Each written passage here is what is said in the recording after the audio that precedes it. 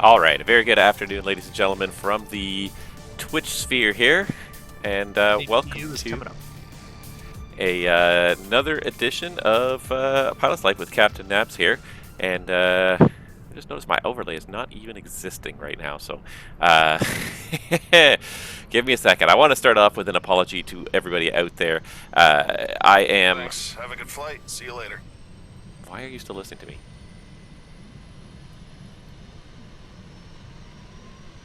All right. I just want to say that I'm very sorry, first of all, for being about a half hour late here in starting this stream behind what I'd originally started. I had to go somewhere this morning, and I thought I was going to be home by 12:30, and it turns out that now here it is 1:30, and I am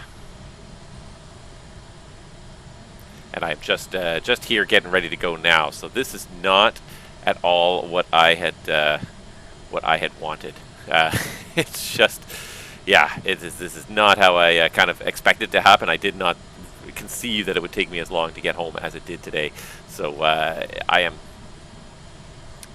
just very, very far behind the 8 ball here. But we're going to see if we can't get caught up here. Let's see here. So hopefully this should add. No, this is not added my overlay. So Sim Toolkit Pro came out with a new version, which is great. Except for the fact that my streaming software does not seem to recognize the existence of the overlay anymore. So, and I'm not sure why. Let's just see if I can figure out really quickly here why.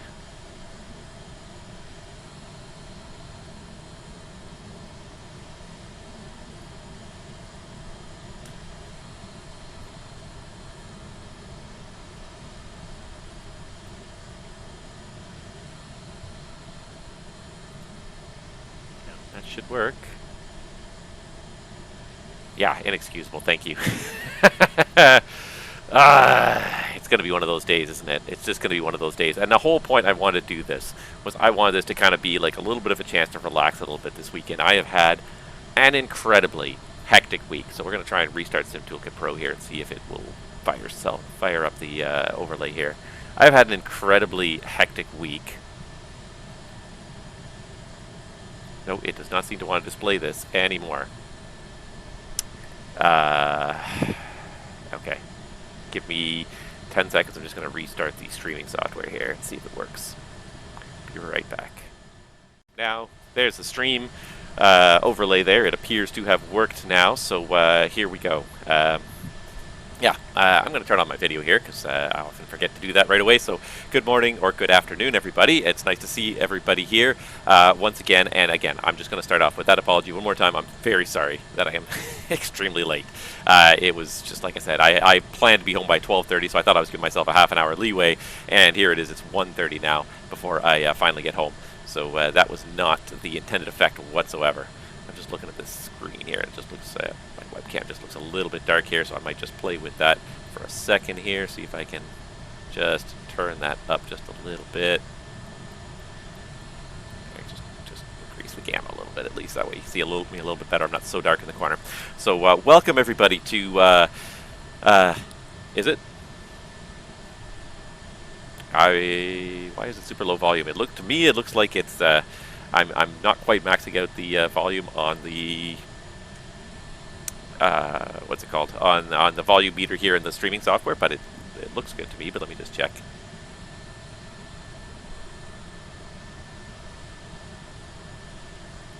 No, it looks like I'm hearing it okay. So just maybe check your volumes.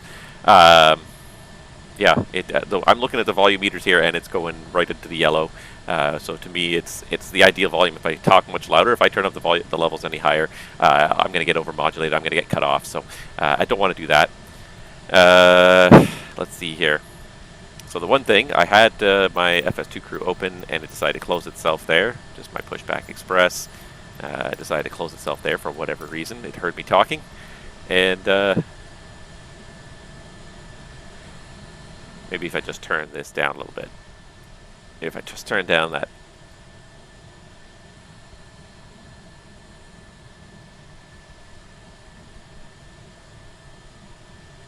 Hold on, let me check here. It should be a pretty normal volume.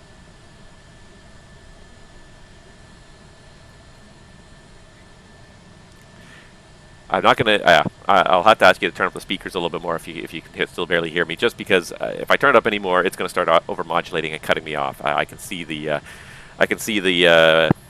sound meters here, and they are well into the yellow, so they are well in the optimal range. If I go any higher, it's gonna cut me off. So.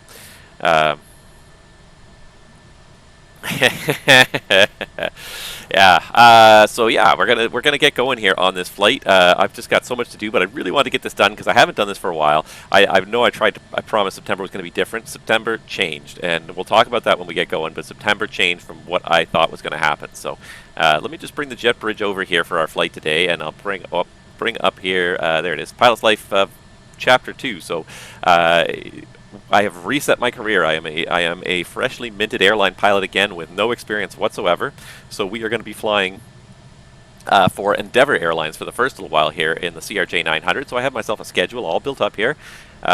Chicago, New York, Syracuse, Buffalo, Cleveland. It's very much it's a New York area focused schedule. So we're going to go back and forth to LaGuardia and especially JFK a lot and just visit some other flights. The thing I kind of liked about it was there was a lot of very short flights in this schedule. So when we start doing it, a lot of it's going to be like Syracuse and back. That's going to be one stream. We're not going to do that in two streams. We're going to do Syracuse and back in a stream, Buffalo and back in a stream, Norfolk, Virginia from New York back there and back in a stream. So like a lot of these streams, I'm going to do like a whole turn in a stream. This is going to be kind of the exception for this schedule. This one's kind of a long one to start. It's a Chicago to New York, but after that, everything's kind of New York based, and most of the stuff is pretty quick. Cleveland as well. Even everything's like an hour or less flight. So we're going to be doing a lot of yeah. So we're going to be doing a lot of quick turns, which is going to be kind of nice, I think, to build up some experience pretty quick. But let's get this flight going. So today we are doing Chicago O'Hare. As you can see, we're parked here. I'm parked at, I believe, gate Echo 9, I think it was. And we are going to go from here, Chicago O'Hare, over to New York's JFK in the CRJ 900. I'm going to try and get this set up reasonably quick, and I guess it's already turned on because for whatever reason, the guy thought I said start the APU. So even though the power is not even on in the airplane, I don't believe.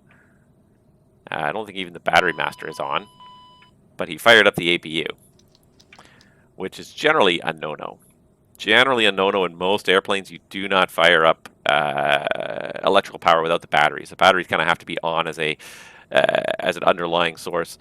In most airplanes, if you have, well, not in most airplanes, but in a lot of airplanes, if you have external power of the APU on without the batteries, it causes a lot of glitches in the computer and whatnot. So yeah, that's kind of a no-no. I'm just going to sort of sail right by that for now, just because I want to get this going here. And yeah, I realize I'm behind. I don't want to keep you guys here forever. So I'm just going to do my self-loading cargo setup here. For whatever reason, it does not like this. There we go. Start self-loading cargo. Tell them we're ready for boarding. And in the meantime, we're going to do a quick overhead flow, just to make sure that all the stuff that we need is on here. Obviously, the APU is already up and running. Thanks, Mr. FO for that. Turn the packs on, I guess. And you can turn the emergency lights on, check them, turn them back to arm. No smoking. Seatbelt sign depends on fuel, of course. So by default, this airplane loads about 9,800 kilos. And today we're looking for, if I can pull up the flight plan here, sorry. So many things to kind of open up here. Fuel, we're going to need about 11.7. So let's get that going. And let's also do this. Let's start setting up. Roger. And that triggers my FS2 crew to start his setup flow and time. All right, so we need 11,000. So fortunately, we can fuel the airplane from here in the flight deck. We can set the pre-select for the fuel level. So what did I say, 11.7 or 11.2? Yeah, we'll just go to 11.9 and call it a day. There we go. And now it's going to start fueling, and now we'll be fine. 11.7 it was, so yeah, so 12. 12 will be great. So let's just make sure we've got all that. And the one thing you've got to make sure in this airplane as well is you do turn on those IRSs. If you don't, you're going to be sitting here staring at nothing much on your screen for a long time. So we are fueling, so we can't turn on the seatbelt sign, but what we can turn on is all the pumps and just check the hydraulics. If I can remember where to find this hydraulic screen here, and everything did pressurize itself. Nice. So 1, 2B, and 3, or 1, 2, and 3B can all go to Auto. They all have pressure falling. Perfect. All right, I'm out for the walk around. All right, and he's going to go to the walk around. We are going to hop in this FMS and get this thing set up here. So fortunately, it's a fairly quick flight. It's about a 2-hour flight. It's not a long flight. And let's just have a quick look here. And I know you guys are chatting a lot in the chat there. My Sunwing timing. I like that.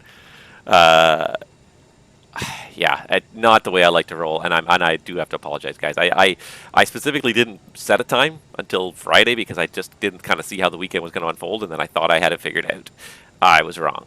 I was wrong. I got home much later than anticipated. It's just the way it happens. I haven't even had a chance to make myself a cup of coffee since I got home. I came home, got the sim fired up right away to get going here. So KBOS is our alternate today, and our flight is Endeavour. We are Endeavour. 5986, I think we are today. 5396. 5396. There we go. All right, and do we have any ATC online? No, nothing. Pretty blank. Okay, so Squibbly, I saw you put it in the Discord there. What have we got for a, where's my Discord here really quick? Chicago ATIS. So departures, expect 22 left, 28 right from November 5. I don't know which way to go on this one, honestly. To go eastbound towards Chicago. What is our first fix here? Duffy? I'm just trying to decide 22 left or 28 right from November 5, and it's kind of, I'm going to say 28 right from November 5. It's still kind of, it'll be a right turnout, so yeah. I'm going to say 28 right from November 5 would probably be what we would do in this case. 22 left would be for the southbounds, the southwest bounds. So 28 right, we're going to do it from November 5, and then from there we're going to go, if I can pull my flight plan across here so you guys can see what I got here. But we've got, no, I can't, oh, that's right. I don't have, what do I not have running here? I don't have my FMS running, and I probably don't have a, no. I have a tablet here, but I didn't think it was on, honestly. Attention all cabin crew. Boarding complete. Please ensure all cabin baggage is safely stowed and confirmed. I had it up the other day, so hopefully it's here.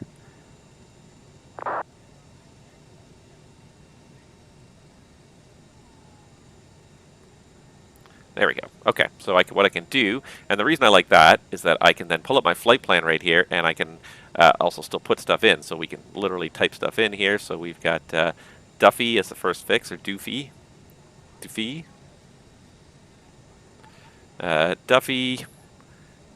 Back from the walk around, all looks good. Echo Lima X-ray, thank you.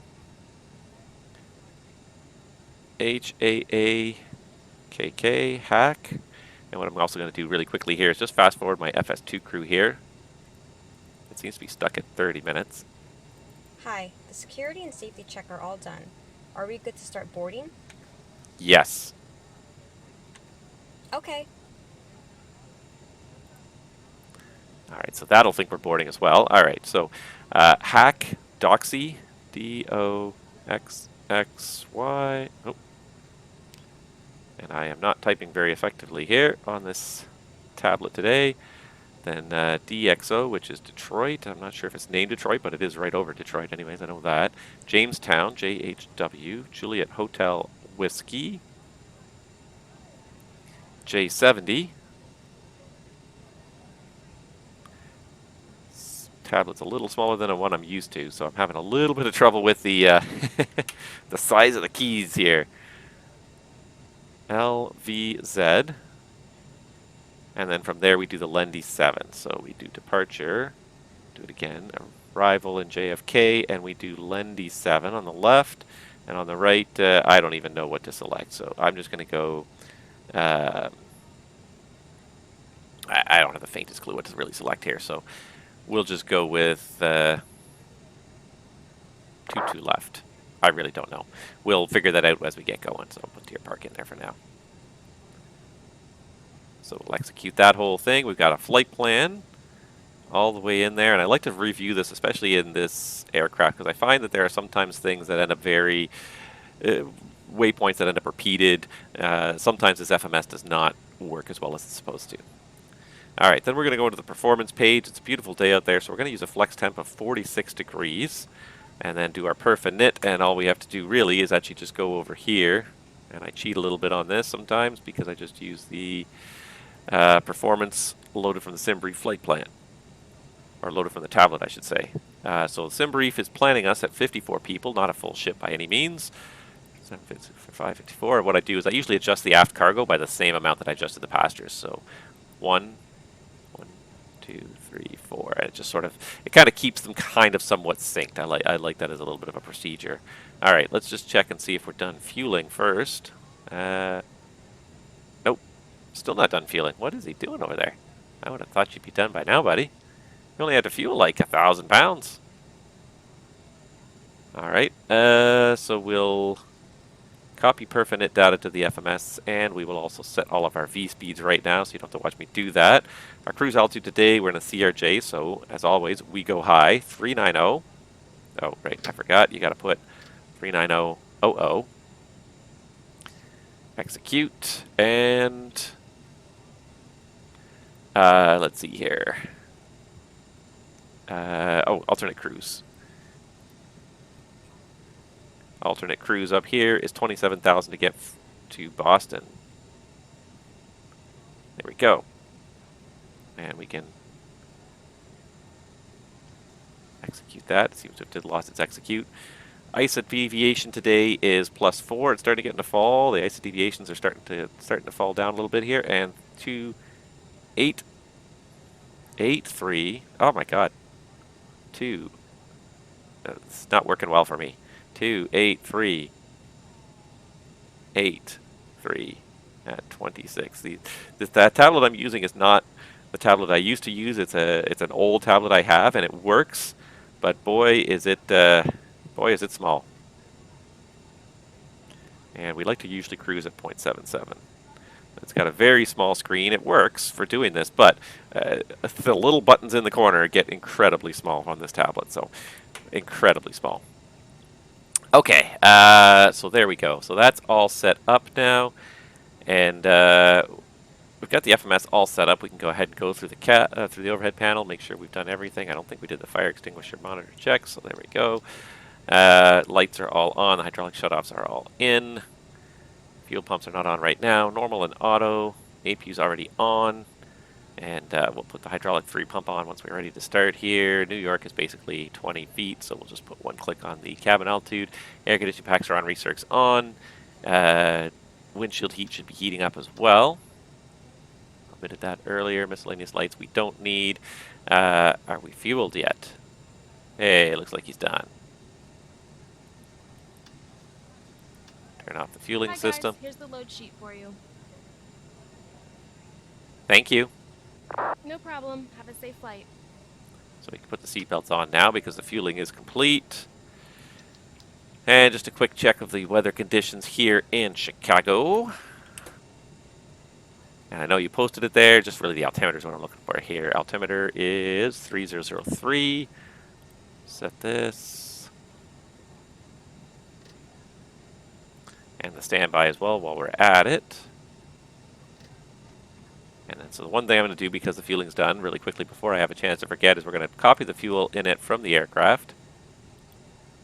And we're just going to make sure that all of these are still set the same. So the extra 2,000 pounds loaded didn't make a difference, hopefully, to our speeds. But if it did, we've set them all now.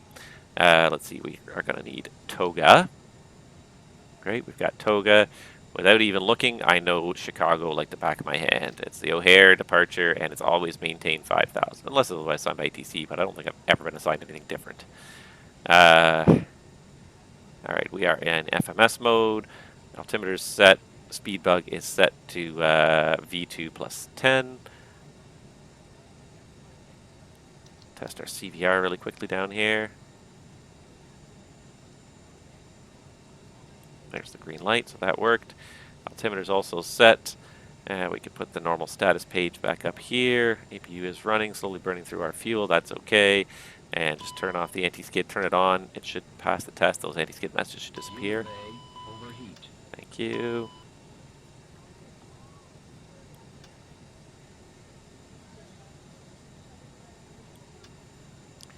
Do a quick lamp test because we have so many lights in this flight deck, but it does appear that they're all working. Alright, we can leave them on normal. Reversers are disarmed. Speed brake is closed. And actually the one thing I realize I need to do is I will need to... Okay, we got Unicom up there, we got 2000. I like the transponder on relative. I have never found an airline that liked it on absolute. There probably is one out there. No airline I've ever heard of, though, that I have worked at or known anybody that worked at, I think it's ever put it on relative. Alright, ADG is stowed. Control is stowed. Emergency flaps are normal. Alright, I think we got everything on here. The only thing I need to do is I realize that my flight controls are not set up. My squadron's not set up. So just give me 1 second. We're just going to swap the throttle quadrant.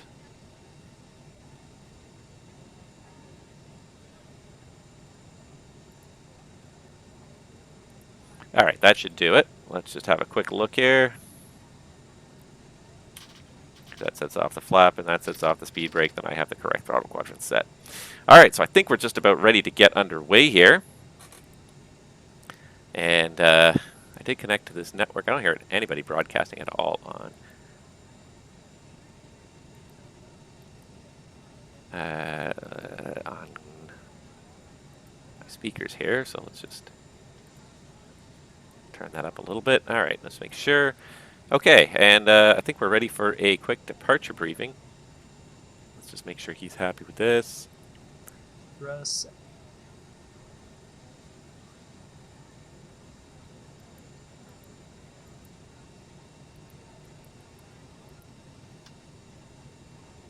Alright, so I'm going to get him to do the originating check. For some reason it thinks we should be taking off now, and I don't know why. Status. Checked. Checked left. I have to turn this up a little bit because I can barely hear him. Set and checked.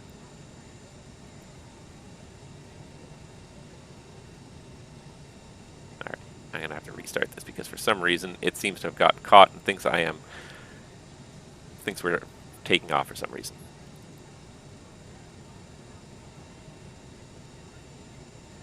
Oh, for crying out loud. And then I try to restart it and ask for a serial number again. You've got to be kidding me. Some days it just like all these things kind of they want to work together, but they don't.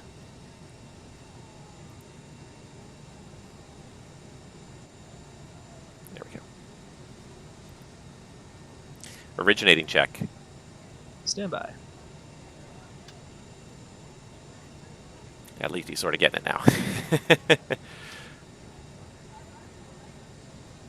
Maintenance status. Complete left. Complete right. Gear pins. Removed. Stowed.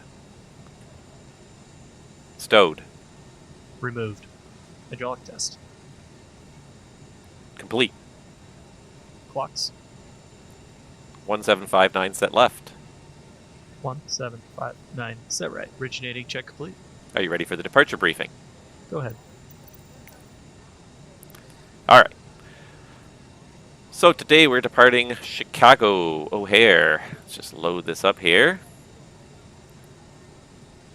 I do love this system, and looks like Navigraph is making a big enhancement to the system very soon. They're going to add VFR charts and a whole VFR mapping system, which is going to be absolutely great. So in the event of any master warning, engine failure, direction control issue prior to V1, you are call abort, stop the aircraft runway, deal with emergency. In the event of an engine failure, V1 is considered an in-flight emergency. No immediate actions prior to the acceleration altitude of, we're going to call it 1700. At 1700, we will reduce the climb power, retract the flaps on schedule, and call for any required memorandums or QRH checklists. Today we're going to depart from Gate Echo 9. I believe we're right here at Foxtrot Concourse, so we'll head out probably Alpha 10 Bravo 1 November 5 to depart 28 right at November 5. No hotspots on that routing. It is a very busy complex airport, so we'll make sure we keep an eye on the taxiways and watch out for any ATC popping up as well as other traffic. The O'Hare 7 departure, I'm just going to pause my track hire while I look at this here, but it's pretty straightforward. It's just a vector SID. 20-3, 2nd November 2021. Speed restriction, all turbojets in all directions maintain 250 knots until advised by ATC. Usually, terminal will never accelerate you, and usually you'll get 11,000 feet. You'll get handed off to the center controller. The center controller will tell you to accelerate. Let's see here. Departure control in our eastbound quadrant where Duffy is 25 nothing. Let's see here. Radar's required use frequency depicted. Yeah, we did it. We're doing that. I don't know why I can't see the bottom corner here, but anywho, all aircraft expect radar vectors the first en route navigator fix. Expect clearance to request altitude within 10 minutes after departure. Top altitude maintain 5,000. And all aircraft, we should pull up the GCO VOR because we have to cross the 5.5 GCO arc at or above 3,000 and the 4.5 and the 8.5 GCO arc at or above 4,000 while maintaining 5,000. So we got 5,000 feet set. GCO is 108.25, so we're going to set 108.25 on the nav radios and just count out the DME. Make sure 5.5 we should be 3,000. 8.5 we should be 5,000. 108.25 and 108.25 is what's already there. It was 108.25, right? Did I throw myself off already by reading it? 108.25, no, that's correct. And then what I might do, because I don't get a DME readout on here unless I'm in nav mode, is I might put my FO into FMS mode. Then I can look over here and say 1.2 miles to GCO. Let's see here. Terrain around Chicago is not too much of a factor. 3,400 will clear the Sears Tower, which is the tallest obstacle off over downtown Chicago. The weather is looking like a beautiful VFR day. Operational.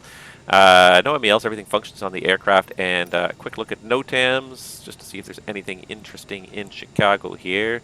Fast forward ahead to NOTAMs, Chicago, especially for 28 right. Anything for 28 right is what we're really looking for here.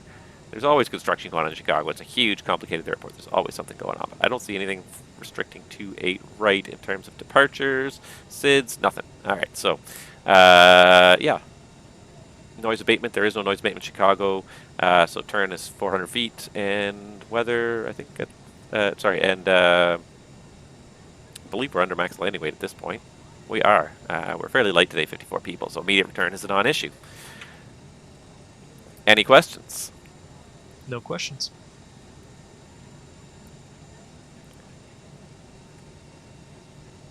All right, in which case, we do have the APU up and running. We never had ground power on. So in which case, we will close the doors. Flight deck to ground. Go ahead, flight tech. We will be ready in a minute. Roger.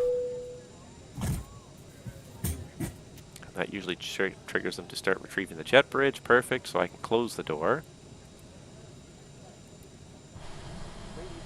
There goes the door.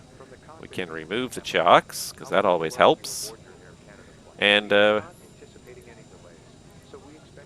before start checklist. No. What is the checklist? Ah, I don't have my CRJ stuff handy here. 1 second. I think I have the checklist here somewhere. Ah, there it is. Yeah. Before start check.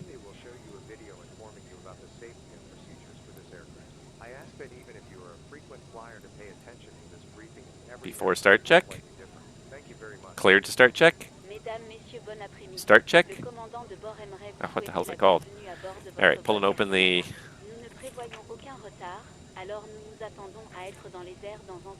Yeah, pre-start check. Pre-start check. Stand by.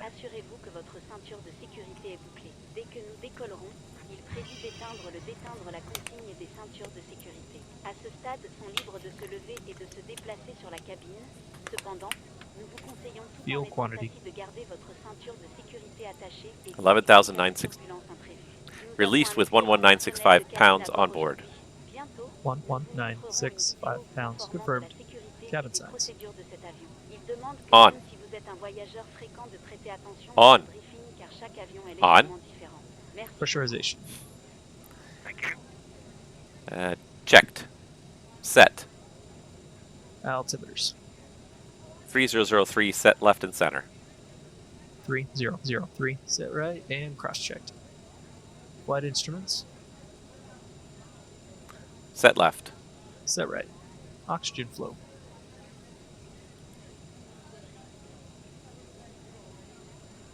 Touch the wrong bloody thing.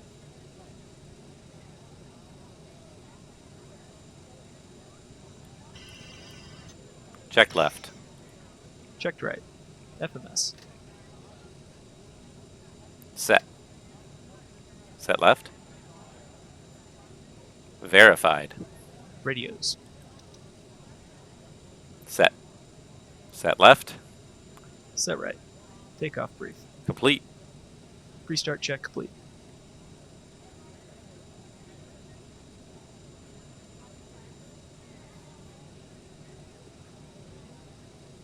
Alright, and I think we're ready to go here. Let me just make sure I've got my flight screen up here, so this is going to do its own thing. Alright, let's do it.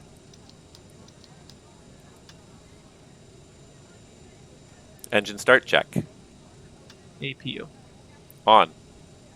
Takeoff data. Set 471775 pounds. V speeds are V1 138 VR 139 V2 149 VFTO 196 flaps 8. Set right. Set left. Trims engaged and centered. 7.5. Seatbelt and shoulder harness. Check left. Checked right. Hydraulic pumps. Auto and on. Beacon. On. Nose wheel steering. Off. Doors.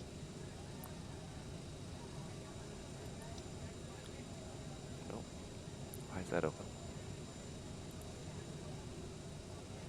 Closed. Engine start check complete. We are ready for pushback and engine start. Roger. Release the parking brakes, please. Brakes released. Pushing back.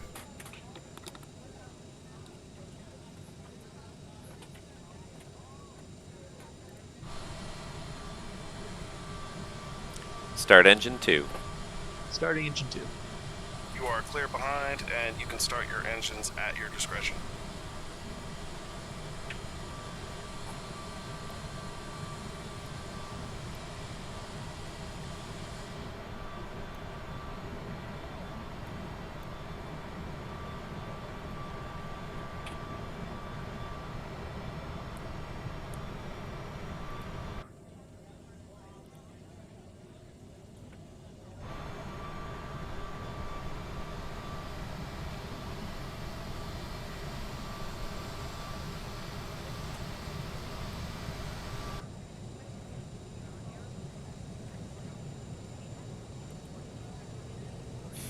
And there goes a fire truck driving through us. Love it. Stop pushback.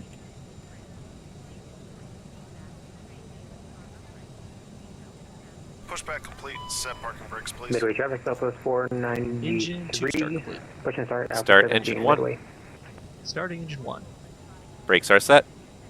Roger. Okay, the tow bar is disconnected and the equipment is clear. We will see you on the left side with the pin. You are clear to disconnect and go to hand signals.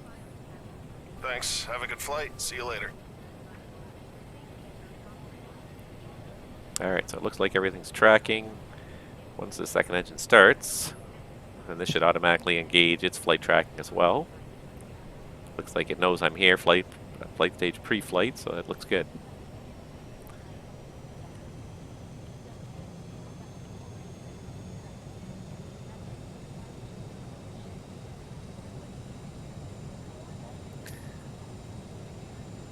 Alright, looking like a good start.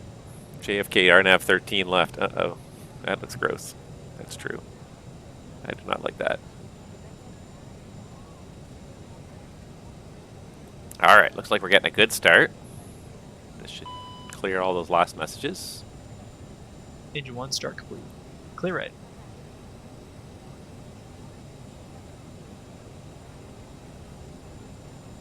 I honestly have to pull this thing out because this thing seems to have gotten out of sequence today, so I'm just going to make sure I've got everything covered. And we started the engines. Pre-taxi check, that's what it is. That's what it is. APU.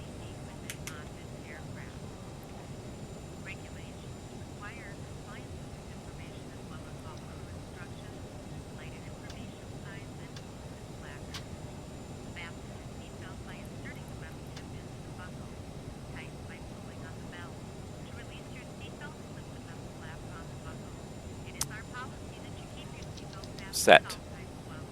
Anti-ice. Set. Electrics. Checked. Nose wheel steering. Armed. Flaps. Flaps 8. Set. Flaps 8 confirmed. Flight controls. Flight control check.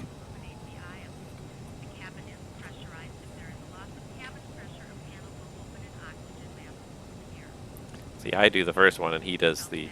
I do the rudder and he does the elevators and ailerons. Check left.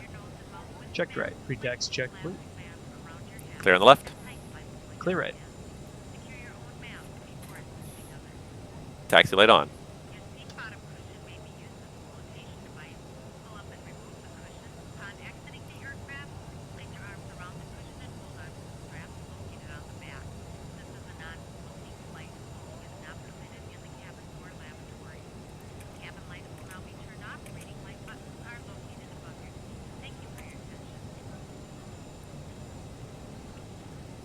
Chicago O'Hare traffic.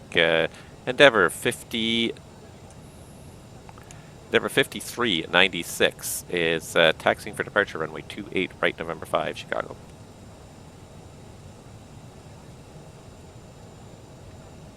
Alright, so we're just going to go straight out, left turn on Bravo. We'll also make our PAs to arm our doors to our cabin crew.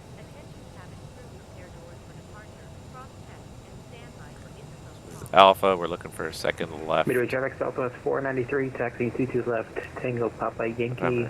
Yankee. I don't even know where you guys are. I'm sorry. I'm just going to start looking for you guys in a minute. Once we get this sort of thing underway, it's easier to sort of catch up and become part of the group. And just trying to get underway sometimes is just not an ordeal, but it takes a while. It's quite a bit later than I'd originally anticipated, and I appreciate you guys hanging out and not bailing when I didn't show up initially. It's really not the way I like to roll. Really is not. I really waited because I thought that this was a time I was going to be able to make. Well, what are you going to do?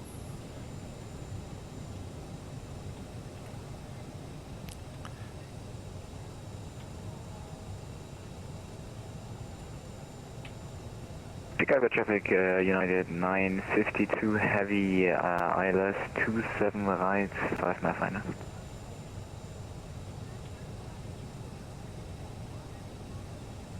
Alright, so this next one on the right should be Bravo 1. It used to be November 5. Now it's been renamed Bravo 1. I bet it still says November 5 in the scenery. And they're just changing stuff so quickly in Chicago. It just almost impossible for any developer to kind of keep up with what the heck's going on in Chicago. November 2. Was it November 2? I thought it was November 5 before. November 2, November. Yeah, maybe November 2. It's been a few weeks. It's been a few months since it changed, so I don't even really know exactly at what point it changed. I just remember one day like thinking like, yeah, that used to be a November taxiway. Now this is Midway Bravo. traffic, Southwest 493, taking 22 left, Yankee 7 for departure.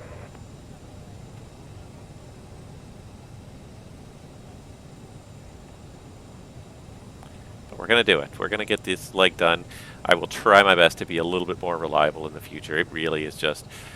I thought September was going to get better. I did.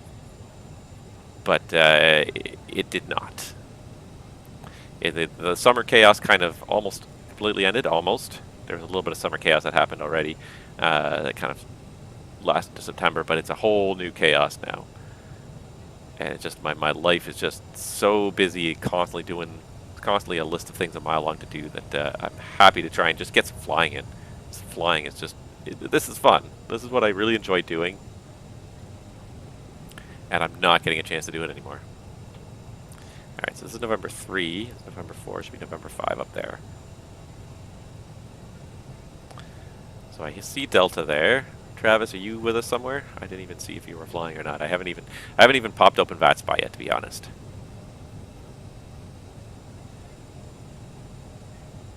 I want to. And I will. Once we get this whole thing kind of going here. Alright.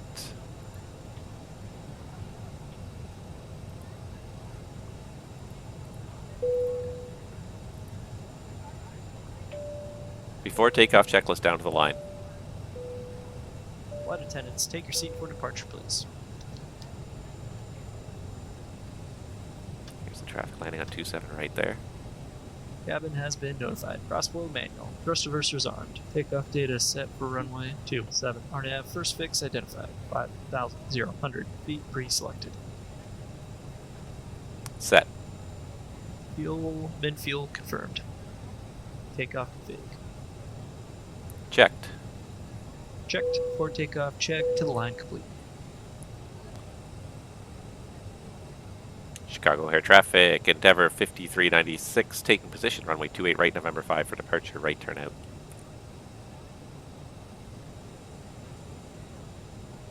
Below the line. Before takeoff, check below the line. Anti-ice. Off. Set. CAS. Checked. Checked. For takeoff, check below the line complete.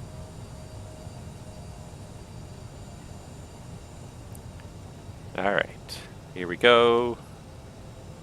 And normally we get a turn on departure with the takeoff clearance, so usually it's 400 feet above ground. We are turning right to usually a heading of like 06. Chicago traffic, United 952, vacated 271 Go. center. Takeoff. Runway heading check. Check. Set thrust. Thrust.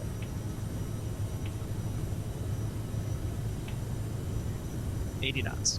Checked.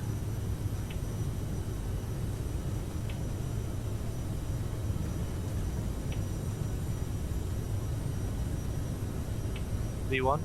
Rotate.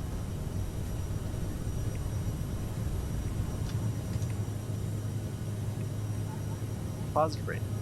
Gear up. Gear up.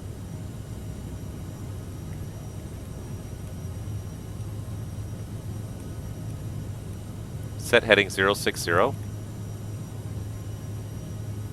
Heading mode. Speed mode, heading mode.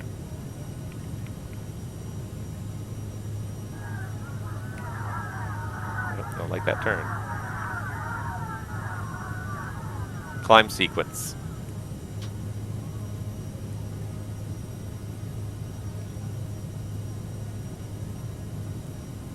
Autopilot on.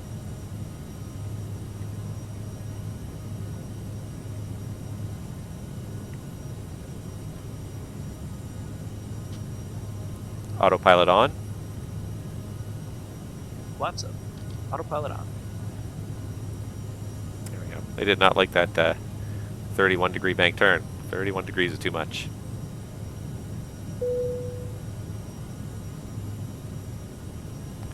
Alright, there we go through 4,000 already. We're going to go ahead and set 15,000 and tap it back into speed mode there.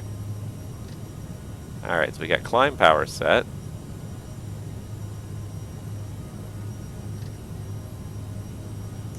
Okay, we got climb power set, we got 15,000 feet set. Let's go ahead and bring the speed up to, now that we've cleared that 5,000, they want us at 250 knots. There's 250 knots.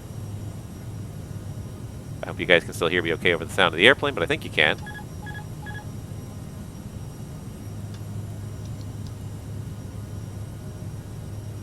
Thought I said disengage autopilot, but that's not correct. Alright, so we're through about 6,000, 7,000. We're probably over any inbound traffic, so we'll just go direct to the first fix here, which is Duffy. Execute that, and nav mode. There we go, and in the turn direct to Duffy, there we go. Oh yeah, traffic, United 952, crossing 27 left. Really? Smoking weed is more important than flying with me. Travis, I'm very disappointed. Alright, but we're underway. Let's have a quick look here. And it does recognize that we're underway. Flight stage is climb. There it is, taking a snapshot every minute or so here. Coming up through, gonna come up through 10,000 feet here shortly. And away we go.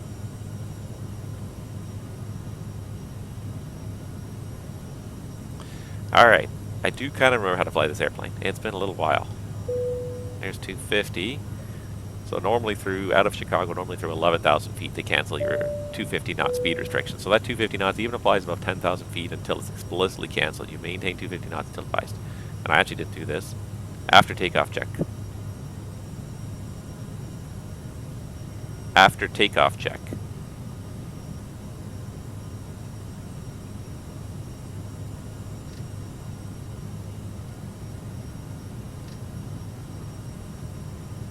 Okay, there's speed 290. He's just actioning the checklist. There go the thrust reversers off. After takeoff check. Thank you. Alright, then so 10,000. We got lights off. Pressurization. Let's just check, make sure the cabin is climbing. Cabin altitude's at 800 feet, starting to climb. We definitely have maintaining a differential, so we're definitely pressurizing. And seatbelts we can take off. And last but not least, guard frequency should be up on number 2 by the time you leave the terminal area. So let's just get that up there, even though nobody actually makes any calls on guard. I'm doing it now to teach you guys this habit, because this is the way you do it in the real world. As soon as you get up there, and not only do you turn it on, but you make sure that the radio is actually on, so that you can actually hear what's being said on guard if somebody is trying to call you. All right, here we are. Set flight level 390. Set flight level 390.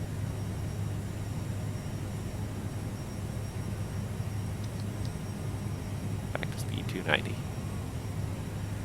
There we go. And we're underway for, I forget what season this is now. I think we're season 8. But we are on chapter 2 of A Pilot's Life now. Just going to sync the heading bug here. There we go. Zoom that out a little bit so we can see what we're doing.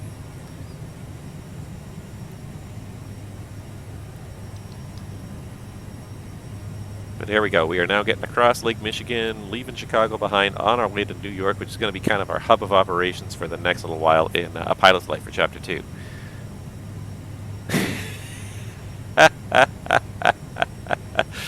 I like it. Yes, Travis, you have to share with the group. Now that you told us what you're doing, you absolutely have to share with the group. And I do like, keep it professional. Only meow once. That's right. You know what happens on guard. It's a bit sad sometimes, I really have to say. So there's transition set standard.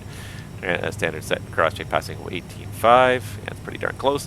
It is a little bit sad. In an industry that is supposed to be as professional as it is, to hear what people do and say on guard sometimes, it's just sad.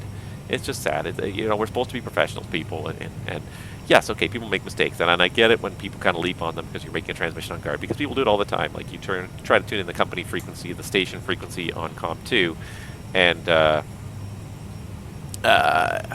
and you forget, you tune it in, but you forget to flip-flop it, so you end up transmitting on guard. And that happens, and it's fine. People make that mistake. Any pilot that has never transmitted on the wrong frequency, now please raise your hand. You get $1 million bonus, because no one has ever not done it at some point. The only people, they're just the people who have done it.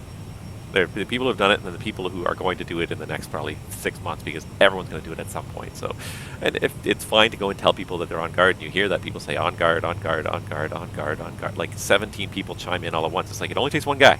We don't all have to point it out. We don't all have to point out the guy's fault. He made a mistake. He probably realized it the second he did it, and if he didn't, he knows now. The unprofessionalism on that frequency drives me up the wall, because it is a useful frequency. It serves a very useful purpose. The whole purpose of the guard frequency there is that everyone's monitoring a common frequency. So first of all, if there's any maydays, especially maydays not on an ATC frequency. If you're on an ATC frequency, you talk to who you're talking to. But if you're not on an ATC frequency for VFR, or maybe if your aircraft is down somewhere, you know that every airplane in this airspace that is flying over your head is monitoring 121.5. So you can make a transmission to them and get assistance if required. I have helped with that one time. We were monitoring guard, and we heard somebody making a mayday call. This was back when I was a flight instructor, and I heard somebody making a mayday call on guard, and I was actually a flight instructor at the time with a student. We were having a lesson, and I just looked at the student. I said, "Put it in climb," because it wasn't a strong, it wasn't a strong signal, but we were getting them. So I started answering him on the radio, and I just looked at the dude and I said, climb, just climb as high as you can, because this guy, as we started conversing, it turned out that he had an engine failure and he was landing off airport somewhere. So as soon as he said that, I'm thinking to myself, I'm going to lose this guy on the radio if he gets below a certain altitude and we're not high enough. So I just turned to this dude and I just told him to climb. I just made him climb. We climbed up to we were at 3,500. By the time we were done, he climbed at 7,500 in a 150, which is not a great climb rate, but I managed to gather his information, pass it along to the flight service station, and as far as I know, the police found him. He was okay. He landed successfully off airport. He wasn't injured, as far as I know. If he was, it certainly wasn't serious. And then the police found him about a half an hour later in a field somewhere, so he was able to get assistance. But that's the reason why we have the guard frequency, is that everyone's listening to it. If there is an emergency, people can talk to it. And the other thing is that it's there in case you lose track of your current ATC assigned frequency. So if you get assigned a new frequency, you tune it in wrong, flip it over, and then you start playing with the frequency somehow and lose track of what frequency you're supposed to be on. It gives ATC a way to get a hold of you, because everybody's on this frequency. So you'll start hearing them calling out on guard, Endeavour 5396, contact me now, the blah blah blah blah frequency. Or they'll say, this is Chicago Center on guard, contact me now on this frequency. So if you miss a handoff, if you get the digits wrong, or if you get lost, ATC is also listening on this frequency. So if you're up high enough and certainly within range of any of their ground stations, you can say, hey, it's such and such, Cleveland Center is such and such, we are looking for a frequency, we got lost. It happens. People make mistakes. The important thing is we have a mechanism to recover from that. So it's important to have that guard frequency up and not be messing with it. That's what bugs me, is people goof off. They make animal noises.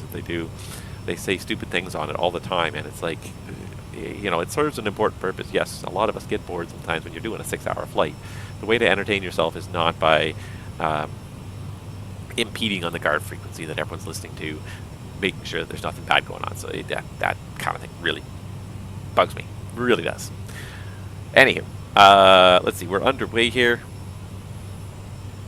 You woke up and started at 6 o'clock this morning. Wow, that is impressive. I did not wake up at 6 o'clock this morning. All week, I woke up at 5:15 to go to class. So that is part of the reason why I am exhausted. And all week, I just had absolutely zero time available to myself. I felt like is because I left the house every morning by 6:15. I didn't get home usually most days until 6:30. Monday to Friday of this week, it was just insane. By the time you get home, you've got maybe 2.5, 3 hours to eat a meal, get your stuff ready for the next day, and do whatever else you got to do and go to bed. So by the time you've done all that, whatever other little tasks, errands, chores you've got to do, you've got half an hour before bedtime. So I feel like all I did this week was drive to work, drive home, and then did very little else. Go get a coffee. I kind of want to. That's also part of the joy of this week, is that our microwave has decided to pack it in again, which it did before. And it's not that old of a microwave. This is what bugs me. Is these people the companies just don't build stuff well anymore. And I know exactly what's wrong with the microwave, but there's nothing I can do about it really. And all it is that there is some moisture that's gotten into the keypad. It's a nice microwave with the keypad on the door, and the trouble with it, with all these kind of membraned keypads that all these microwaves have, is that if you get any moisture in there, it shorts out. So what happens, of course, it's an over-the-range microwave, so eventually at some point boiled water gets in there, you get a little bit of moisture in there, and shorts out the keyboard, and then it doesn't dry out for 2 weeks. It'll dry out probably eventually, and we'll get our microwave back in 2 weeks. Oh yeah, I don't do coffee more than once, but I'll make a pot at the start of the day, and then I will, I'll have a fresh pot. I'll have a fresh cup, but then 4 hours later, rather than make another pot, I'll usually I'll reheat the coffee that I'll nuke the coffee that's in the pot. I'll pour myself a cup and nuke that cup. But I can't even do that. So I have to go upstairs and make myself a whole other pot of coffee at this point. So I'm probably not going to do that at this point. I'm not feeling too bad today. I had a cup of coffee this morning. I'm okay. I slept in until 8 this morning as opposed to getting up at 5:15. So not nearly as bad. And I do agree, nuking coffee does not make it as good. But I hate going through the whole process for one cup of coffee. Grabbing the filter and water and everything. And it's not that it's a lot to do, but it's for each individual cup of coffee, that starts to become like excessive. So I make a pot of coffee at the start of the day, usually 2 or 3 cups that'll see me through the day. But without a microwave to heat that up, it's a little more challenging. So it's really frustrating, and it's just, it goes to show you, like, so many companies just don't put any quality into their appliances anymore. I took the door apart the first time it happened, and I kind of figured it out, and it is like there's a hole. There's like a little like vent hole, pressurization hole in the back of that keyboard membrane that is literally the diameter of a paper clip. It is the tiniest little hole, and it just keeps the pressure between the inside and the outside the same, which is fine. But you get a little bit of water in there, and it never has a way to get out again. And so it takes literally weeks for it to dry out again. That's inhumane. Yeah. It's just the way I function. I know I like my coffee. I like to have it multiple times a day, but I don't usually make coffee multiple times a day. I usually make 1 pot a day. Try to, anyways. Trying to avoid that. Anyways, I'm not going to go off stream for the next 10 minutes while I go and sit there and watch a pot of coffee. Peru, please respect yourself. Wow, I didn't think that this would be the #1 chat topic of the day, would be my coffee consumption habits. But honestly, this week the coffee consumption habits went a little bit insane as well.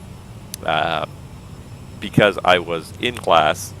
Class was 8 to 5 every day, with like breaks throughout and a lunch break and everything. But at 8 to 5 every day I was in class.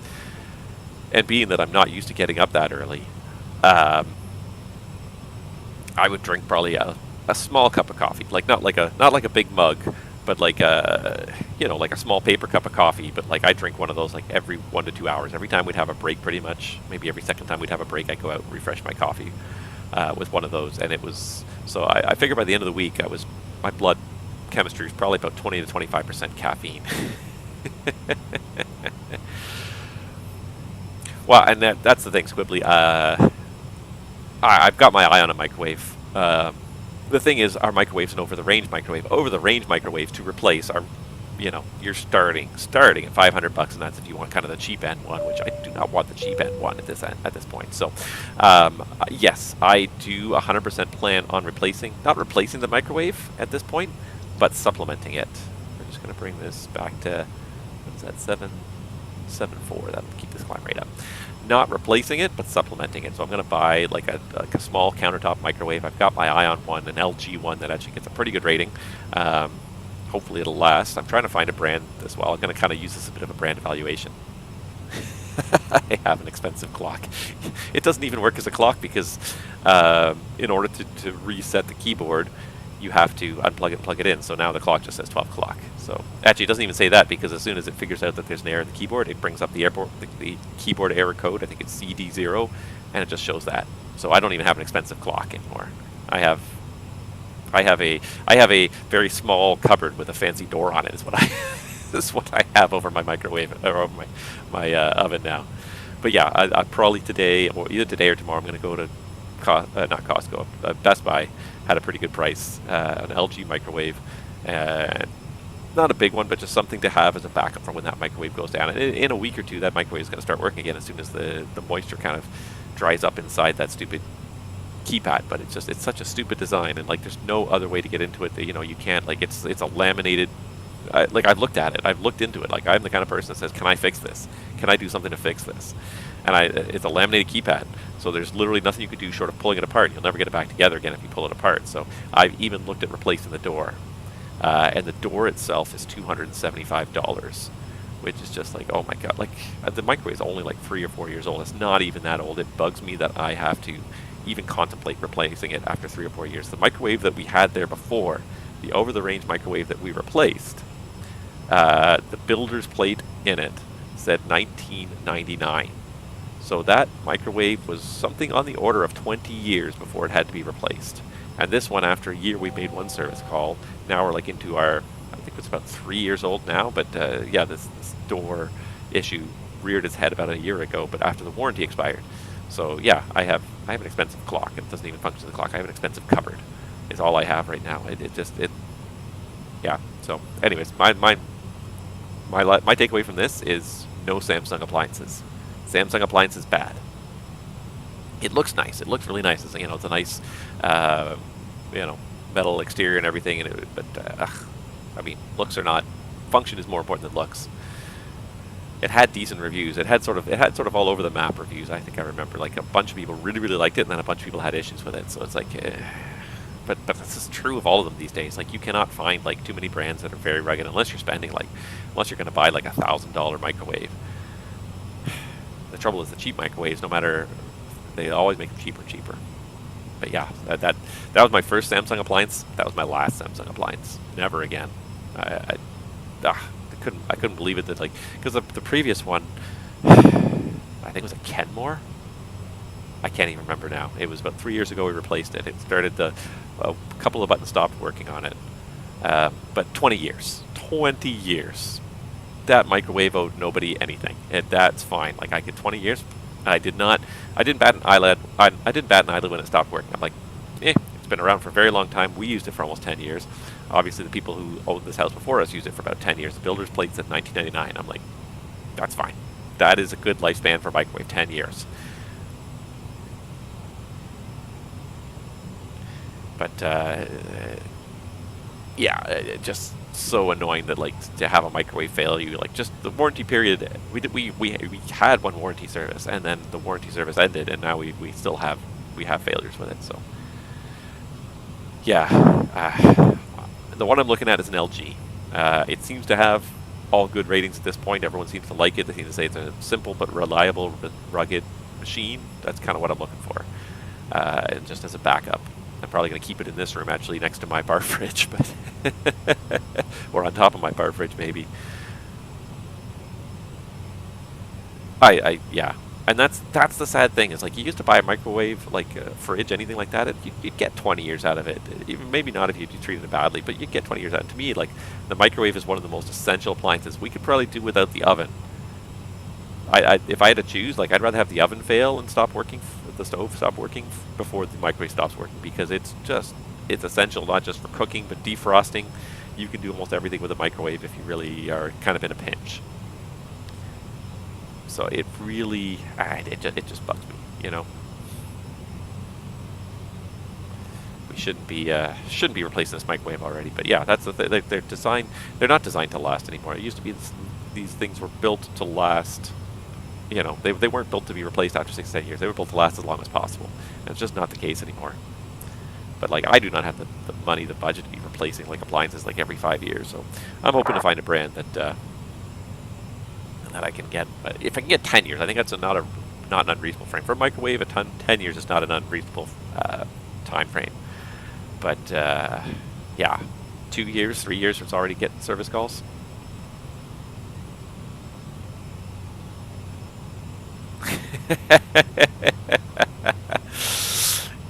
What can I say? It's just, it happens to be top of mind right now, but it's like this week has been so hectic already, and the last thing I need is like the microwave not working. But no, the microwave tore stopped working this week, and so now it's because the other thing too is like very often my wife and I in the mornings we won't make coffee. Not that it's a time crunch thing, you know, like you have a shower, you come downstairs, like you eat breakfast in like less than 5 minutes and you're out the door. So like even turning on the coffee maker sometimes it takes too long to make a pot of coffee, especially if you're making enough coffee for both of us in the morning. So it's one of those things where it's like we never used to really plan it. We used to half the time we just have some leftover coffee and just nuke that and go, just get out the door quickly. Not an option now. I got to make sure every morning coffee is ready, and it's not a terrible thing. It's just, it's funny because like it's not it's just adding to like the list of chaos in my mind right now. And this apartment doesn't even come with an oven. Yeah, 2 Samsung fridges fail in a matter of years. Yeah, and I've read stories about that. People who've had Samsung fridges, and yeah, like they are just garbage. So definitely major appliance, and I consider the microwave kind of a major appliance as well. Definitely not. Samsung is gone. It's on my blacklist. I will not buy a Samsung product anymore. Yeah, like I said, I'm going to go and I'll spend a little bit more for something that probably hopefully will be a little bit decent quality, will definitely last for a decade or so. But yeah, I don't want to spend more than about $200 I think on a microwave. So, but I'll go out either later today or tomorrow. But yeah, just because the Monday to Friday this week has been so hectic, I've got so many things on my plate. I still have some of my training to finish, and I have to go and do that now. Go get a microwave. I have to go buy groceries for the week because I'm not going to have any time this week during the week. Like, get home at 6:30 p.m. every day. Like, it's I'm spending 2.5 hours a day driving in the car, and that also just blows me away. Is the people who can do this all the time. I can't do it. I would go insane if I had to commit. If I had to commute. If I had to commute like 20. If I had to commute like 5 days a week, even 4 days a week and 3 days a week, like, one of the nice things about my job is that I do not have to commute every day. I can usually go in once or twice a week, and you know, go away for a couple days and come back and go home. And the other thing is that most of the time, the time that I'm commuting is not traffic hours. Like, I don't actually have to leave at 6:15. I'm choosing a little bit to leave at 6:15 only because if I leave at like 6:25 or 6:30, it takes me at least 30 extra minutes. If I leave 10 to 15 minutes later, it costs me at least 30 extra minutes of commuting time. So better to get out kind of early, get there a little early, be able to sit and look through some stuff, get some stuff done, than be panicking. I hate driving and like being late and being rushed and like, oh my god, staring at the clock the whole time. I hate that.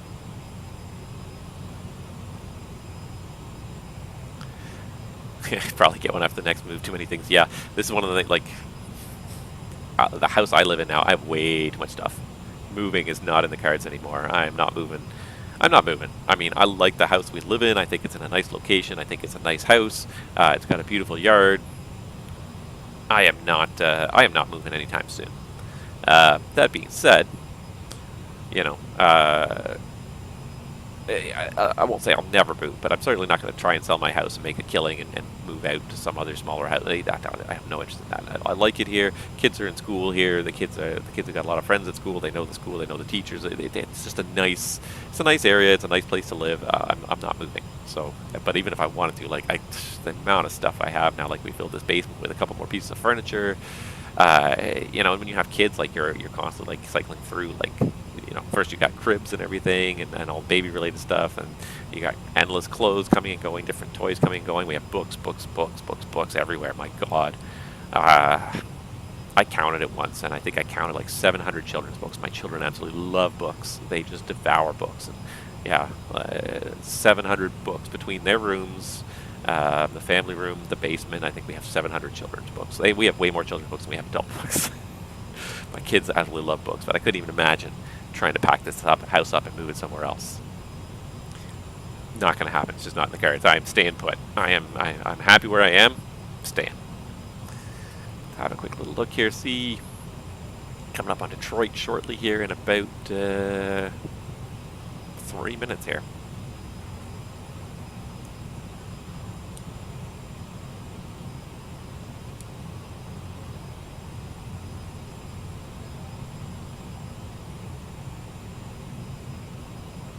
Trying to drink a little bit less coffee in my day now. I'm just trying to think now. So, what else can we talk about here? Obviously, Pilot's Life Chapter 2. And one thing I do love about a Pilot's Life Chapter 2 is that we can look around my Pilot's Life career while we're flying. So here we are, we're flying, we're en route already. We're about a third of the way, a quarter of the way, a third of the way to New York already.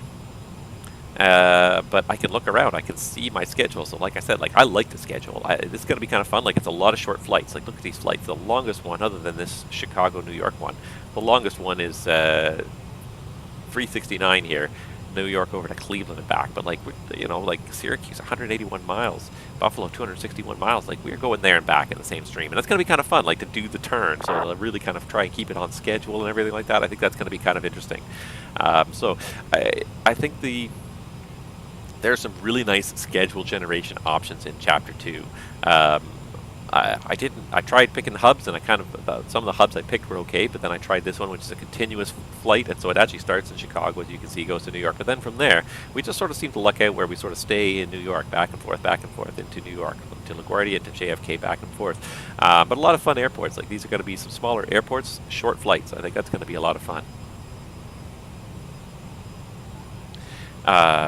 So I think that's going to be good. I haven't got too much really to show you on my dashboard because I've reset this career, and all I've done is taken this job with Endeavor.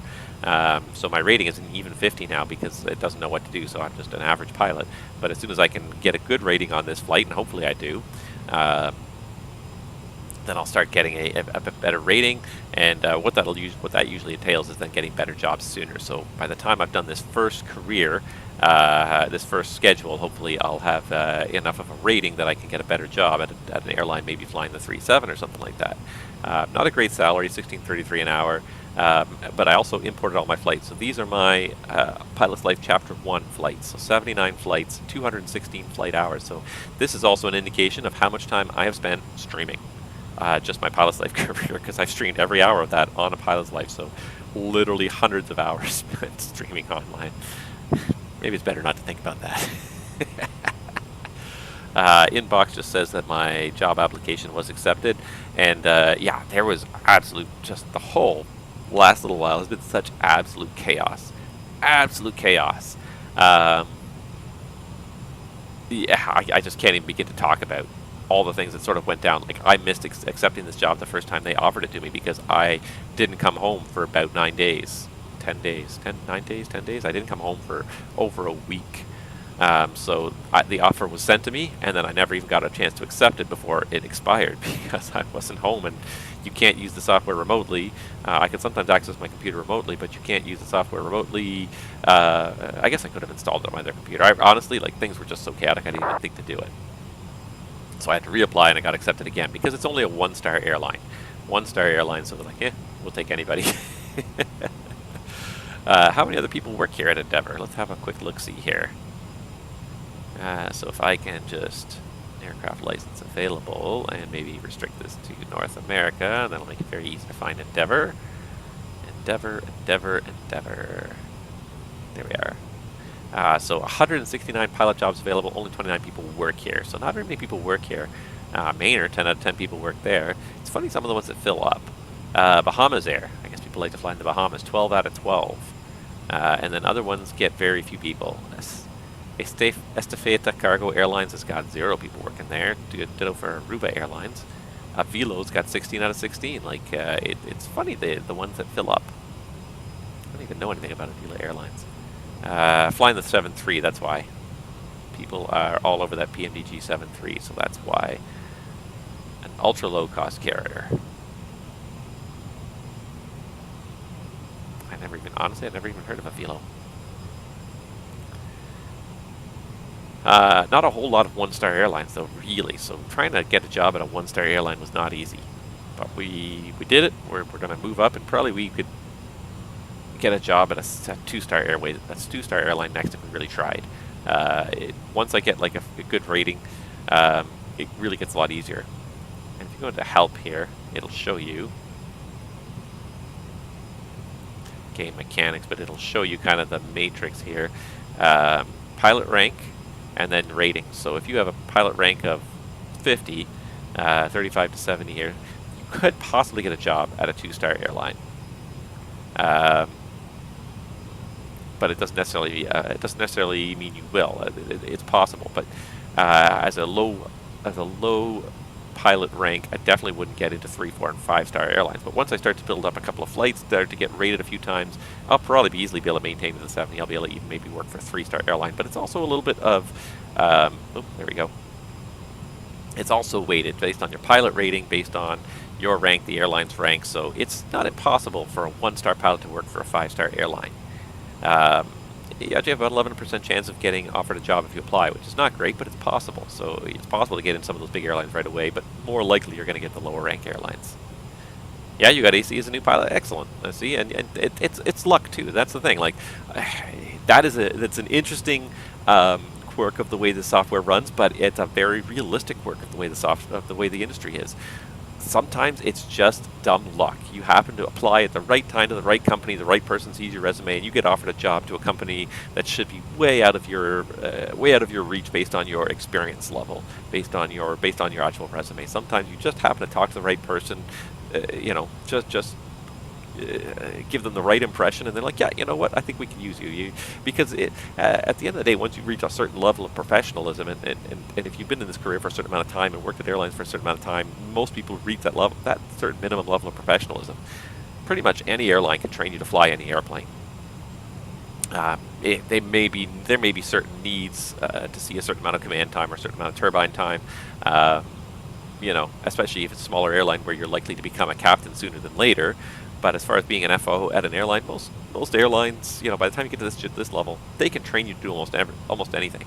What they really kind of want to see is what are your interpersonal skills like? How do you relate to other people? That's the thing that is, I won't say you can't teach it, but it's harder to teach. It's harder to change people's mentalities in that respect. People can learn a new airplane faster than they can learn CRM skills, if you will. So a lot of time, the right attitude and knowing and getting in front of the right person and showing them you've got the right attitude will get you a job more than more than necessarily having X number of hours on the resume. I mean, some airlines, bigger airlines, they might have like a set line in the sand, like we can't hire you with less than this. It's a requirement of our insurance company or whatever. But sometimes it's just dumb luck. You get a job at a high end. So that's kind of what I like about it. It's not a yes or no. It's a question of percentages. If you apply to a low star airline, you're probably going to get it. But the higher star airlines are a little bit more picky. The more experience you have, the better pilot rank you have. Okay, the more likely you are to get this job. But it's not you're not a shoo-in even then. You're only a shoo-in when you get to these one-star airlines and you are a very highly ranked pilot with very good reputation. So even then, it's not a shoo-in that every airline you'll apply to will accept you. I like that kind of randomness. That really kind of adds to the mechanics. It adds to the tension a little bit. You know, you're a little bit of a nail biter. Like, will I get accepted? Like, I really kind of like, for me, trying to stream certain jobs and certain career aspects. It's a little bit of a nail biter. Am I going to get a job that will work well on stream? And I think Endeavour is going to work out very well. Endeavour is a very good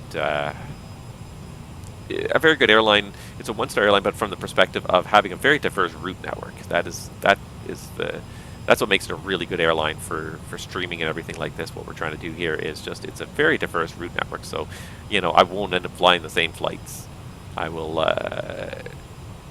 There's a lot of variety built into the route network here. Give it a second to think about it. Thinking. Very expansive route network. It kind of covers, limited to the eastern half of the U.S., but lots of different city pairs, lots of different hubs. Hubs in Atlanta, Boston, Detroit, New York, Minneapolis. Hubs all over the place. Lots of different varieties of airports that you can fly to. So that's why I kind of like this as a pick. And there's a lot of choices. Some of the other ones, there's a few set routes that they kind of do, and that's it. So I was looking for something that had a good chance of having a lot of different possibilities. So we'll keep this one going for a while. I like the schedule. I think a lot of out and back. I think it's going to be fun. As far as when we do it, I don't know when it's going to happen, unfortunately.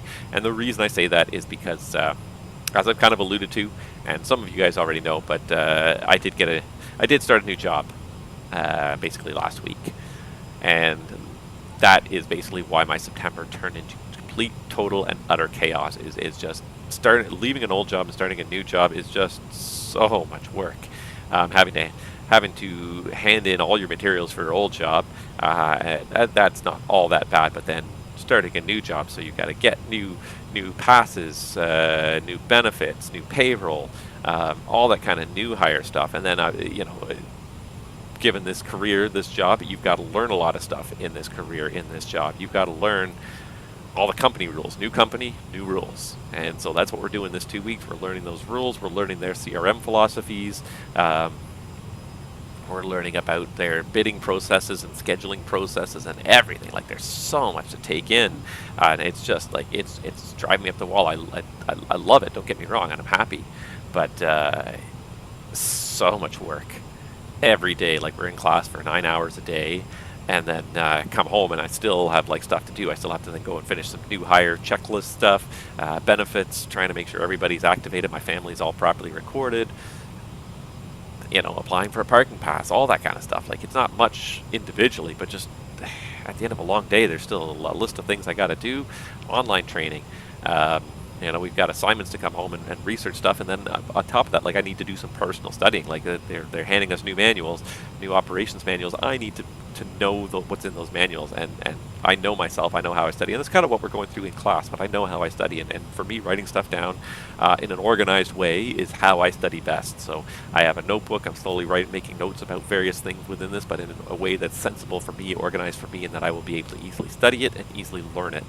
but I've had very little time to do that. I've only gotten about 3 pages into my notebook making notes because I haven't had the time to sit down. I'm overwhelmed most nights. By the time I get home, my brain is just completely filled up to here. So that is what has turned my life kind of upside down the last week or so. It sort of started a little bit before that, but especially the last week or so and next week as well, which is why I kind of really wanted to do this, is I just need this unwind time. It's nice. It's kind of, I know what I'm doing here, but it's also like not the pressure of, of trying to learn something new, like, and I feel like I'm kind of stumbling through this and things are awkward and I'm not, my stream wasn't ready, my flight controls, my control quadrant wasn't set up properly. I'm still not totally as familiar with the CRJ. I haven't really flown Flight Simulator very much lately, and I haven't flown the CRJ much at all lately, so I'm kind of unfamiliar with the commands, the names of the checklist. So the FS2 crew, I'm not as in sync with that as I should be and like to be. But at the end of the day, I'm a human being. I only have so much capacity, so I'm trying to stumble through it, have a little bit of fun along the way. But it's still, I'm enjoying it, but it's because I want it to be, because I want to enjoy it, because I want this to be the relaxation. That's why I'm doing this. Is I'm doing this to unwind after a very hectic week, and next week's going to be the same. Hopefully, next weekend we might be able to get another stream in. After next weekend, as I understand it, I'm going to have about a week, not off, but I'm going to have about a week before my next ground school starts, before the aircraft-specific ground school starts.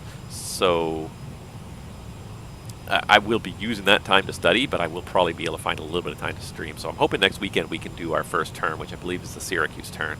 Hopefully we can do that next weekend. But yeah, it's just been absolutely hectic. My brain most days feels like it's on fire by the time I go home. It's either on fire or it's just, it feels like it's pudding, and it's just like it's melted because it's so stuffed full of new information. And I'm trying to keep my alertness just going with caffeine alone. It's not always enough, but I'm trying. But yeah, it's exciting too. Don't get me wrong. I'm happy to be where I am and doing what I am, and it's really good timing and everything. But it came about very quickly. It was unexpected. It was a pleasant surprise, but boy, it just turned this month upside down. So, anywho, let's have a look today at our Delta Connection Endeavour flight today. Hopefully we'll get some ATC towards the New York areas if we're sailing that way. Memphis and Minneapolis Center, Dulles Towers online. Nothing yet. Keep hoping as we go here that something's going to happen. I'm just going to turn myself off for a couple of seconds here. Let's see here if I can just just to get some of those nice external screenshots that I do like to get.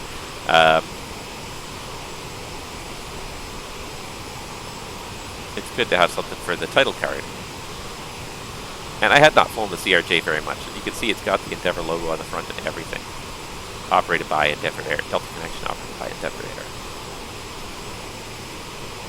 Such a nice simulator. I'd forgotten how beautiful the simulator can be sometimes. And this airplane too. It is a nice airplane. It is simplistic in the sense that it doesn't do failures. It doesn't do full systems depth. But it is nevertheless still a fun airplane to fly. And you can do some fun short hops with it. It feels natural doing these short hops. Going to Syracuse in this thing is going to feel just fine. It's going to feel like what this thing was built to do.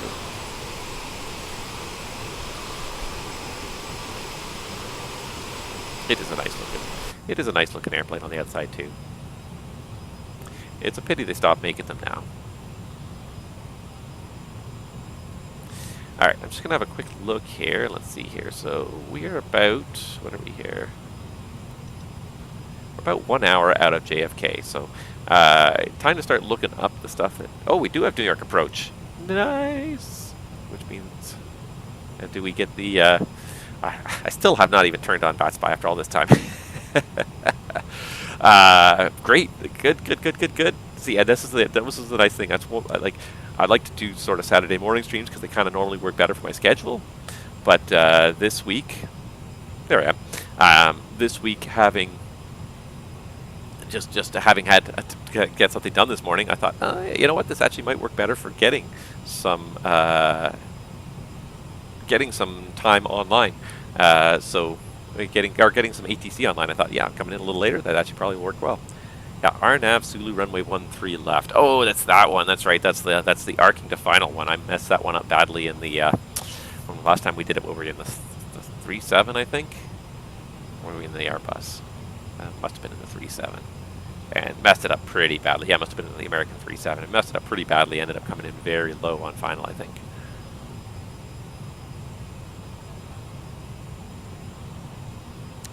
Alright, so RNAV GPS runway 13 left. RNAV GPS X-ray 22 left.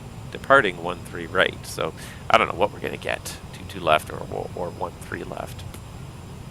I don't even know. I'm going to have to just sort of plan on briefing both of them, I guess. Oh well, that's okay. So if anybody's got any questions to ask about anything, they're like, now's a good time. We're kind of mid-cruise. We're about halfway there. But we got about an hour to go, so if you got some questions about anything kind of related to the airline business right now, yeah, feel free to ask away. I'm always happy to talk about this business. I'll talk about it till the cows come home. Yeah, I've been learning all sorts of new stuff this week, and it's really kind of interesting. Watch some fun videos, some good old-fashioned CRM videos, and they're always fun. We watched a little bit of the Children of the Magenta line, which is a great video. I'd never actually watched the entire thing before, but it's about a 30-minute presentation done by an American Airlines pilot, and this was 20 years ago he did this presentation. It's still just about as relevant today as it was 20 years ago. I watched it, and it's funny to watch him talk about it. He's got what's the name? His name's Captain Vanderhorn, I think, or something. He's an American Airlines training captain, and it's funny to hear him talk about this. He's got a great sense of humor. He's got a great way of presenting material that really kind of engages you and makes you say, yeah, I've been there and I understand exactly how we get there. And you know, talking about the Children of the Magenta line, people we're so engaged with this FMS, and we spend our lives trying to program the FMS instead of actually looking outside and flying the airplane, and it's 100% true. So many people do it, and so many people are guilty of it, and he apologizes for it the whole time. Like throughout the presentation, he says it. He says, "We made you this way." Him meaning the industry and the training departments within the industry made people this way. We made you this way. We taught you how to be FMS programmers. We forgot to remind you to be pilots too. It's hilarious to listen to it. If you ever get a chance to listen to it in its entirety, it's only about 30 minutes, but it's a great discussion of human factors in aviation and what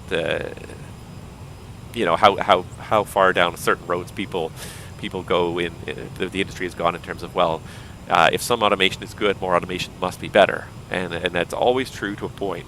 But if at the end of the day, if you don't understand the automation, why it's doing what it's doing, it's not helping you. Automation, he makes a perfect point. Automation can both decrease your workload and increase your workload. If you know what you're doing, and you have time and you can program it all properly, then the FMS is decreasing your workload, and you understand it. It's decreased your workload because you're letting it do it. But the second you don't know what it's doing, or you're trying to do something really quickly, faster than you can program it in the FMS, suddenly your workload has gone way higher trying to use this automation. Whereas switching into heading and altitude mode might just be faster, or even disconnecting the autopilot altogether and just picking it up and hand flying it. Fantastic presentation. If you've never watched it, go search on YouTube, Children of the Magenta line. It's a fantastic presentation. It's something that all pilots should watch. But it's an interesting presentation, even if you're not a pilot, just from the human factors perspective of what are people trained to do, and how we are conditioned to make decisions about how we operate. Anywho, that was one interesting video. There's a bunch of interesting little videos we watched that were quite hilarious. What was one of the other ones that we watched here? I'm just trying to think now. Hold on while I bring up YouTube here.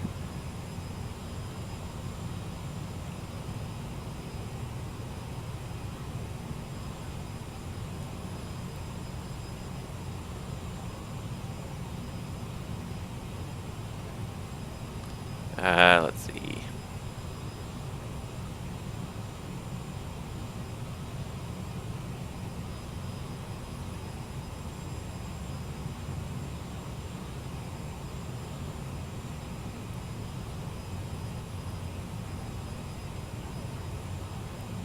And there's this one. It's called Busy Jim.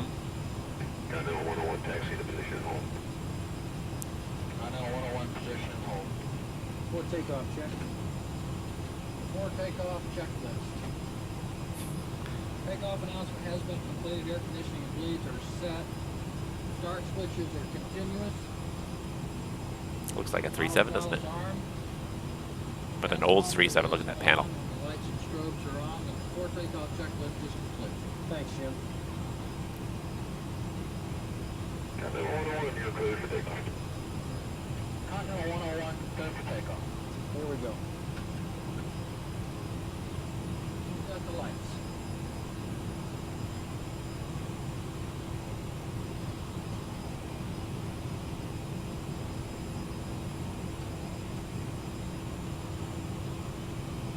Power set 90%.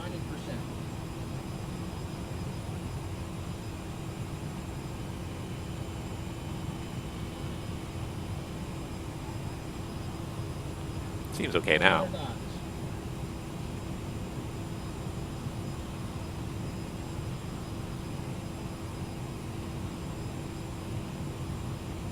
V1, rotate.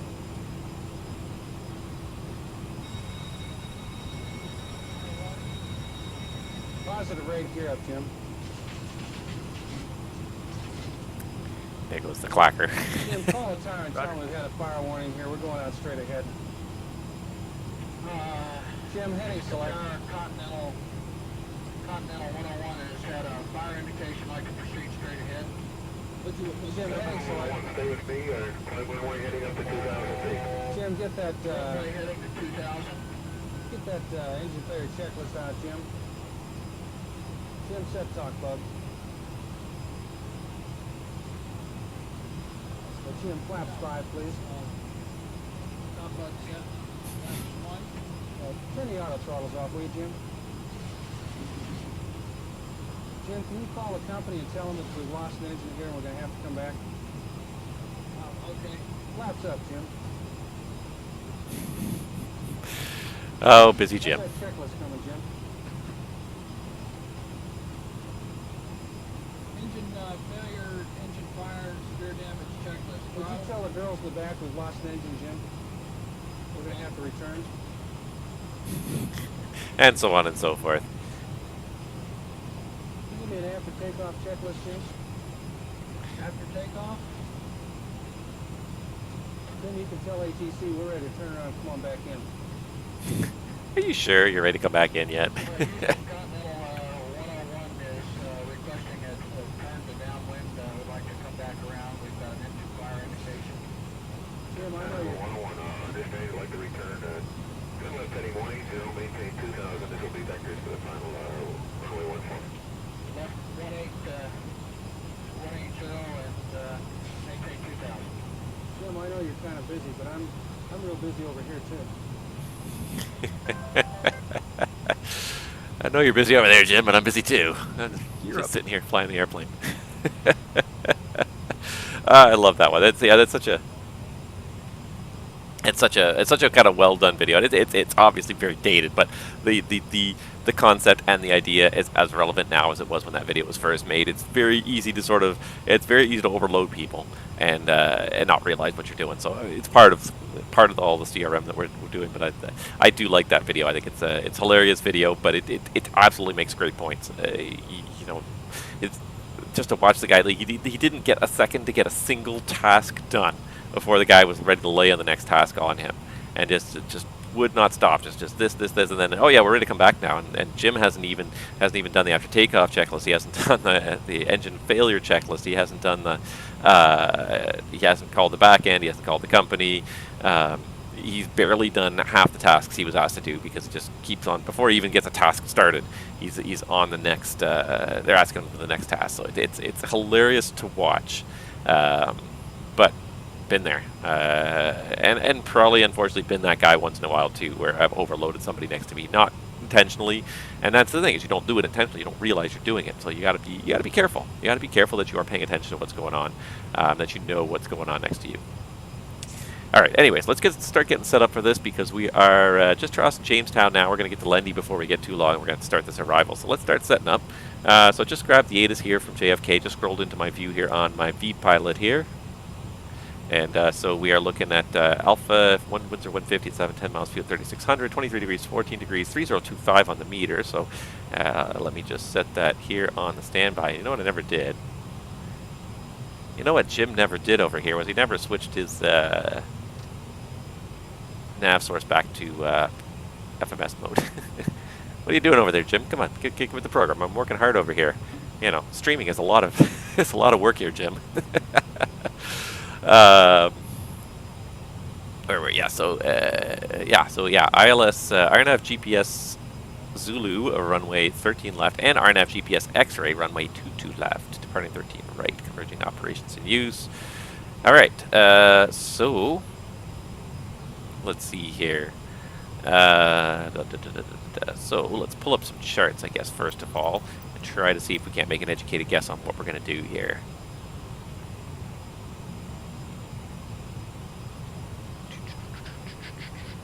Okay, so there we go. Show me New York.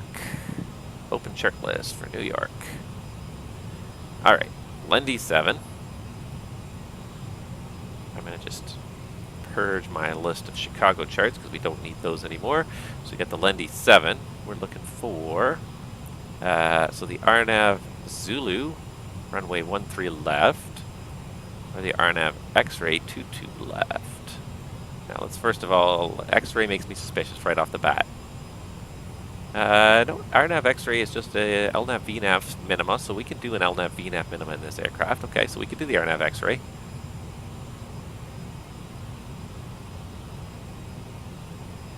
RNAV Yankee has LPV minima, and the RNP Zulu is a RNP. But we could do the RNAV X-ray, and we could do the RNAV Zulu. So I honestly don't know which to plan. I really don't. I'll plan, because it's the first one listed, I'll plan the RNAV Zulu 13 left, but I'm going to have them both ready to go. I'm also going to pull up taxi gates and parking gates for... We'll figure out a gate in a minute here. So first things first, before we do any of the charting, let's just figure out some speeds here. So I'm going to go in here and say, all right, do a quick perf in it. So our ZFW was 59.8, and then we got 7.8 right now. I don't believe this progress page very much, but it says 53.40 by the time we get to JFK. Well, I'll buy that. Okay, so 59.8 plus 5.3 would be 65.1. So let's go with 65,000 pound numbers for landing here. So I've got my speed book. Got myself a speed book here with a bunch of numbers in it. So I'm going to pull out the 65,000 pound numbers, and that's what we're going to use here for this. So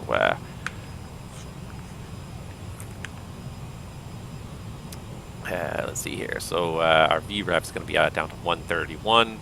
The winds were a little bit gusty, were they not? No, they weren't. They were stable. So okay. So yeah, 131 plus 5 would be a 136 knots. And I would also do a distance calculation, but I'm going to say that we'll say that's done. We got 10,000 feet, I think, on both runways there in JFK. So let's go in here and let's just play with our FMS, because we are the children of the Magenta line.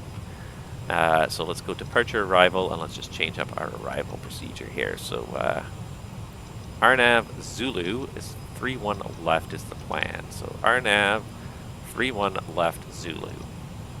And we're going to plan to do that via, oops, not that one, that one.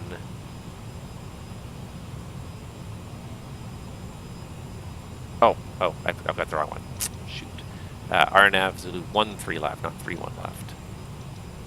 RNAV 13 left Zulu. That's the one I'm looking for. Via vectors. Let's just check this out now. So we should have the star. Let's have a quick verification of the star here. We're going to join it at Wilkes-Barre, LVZ. And it looks like I have to just remove this discon in here. probably came in when we were setting this up. So LVZ, Geno, Hardy, expect flight level 210. Usually with New York, most of these expects, they usually give it to you. So we're going to go ahead and set Hardy at flight level 210. No. Let's do an FL 210. There we go, that's better. Hardy at 210. We're supposed to be at 39, we're supposed to be at 37. Oh, well, whatever. Because this seems to think we're at 37.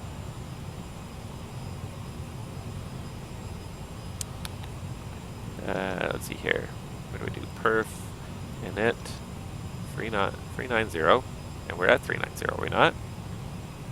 We're at 390. I don't know why it wants us to go down and then come back up again, but 210 and then climb back up again. Weird. Stillwater, 370. Lendy at flight level 190. Flight level 190 at Lendy. And then and that's 250 knots as well.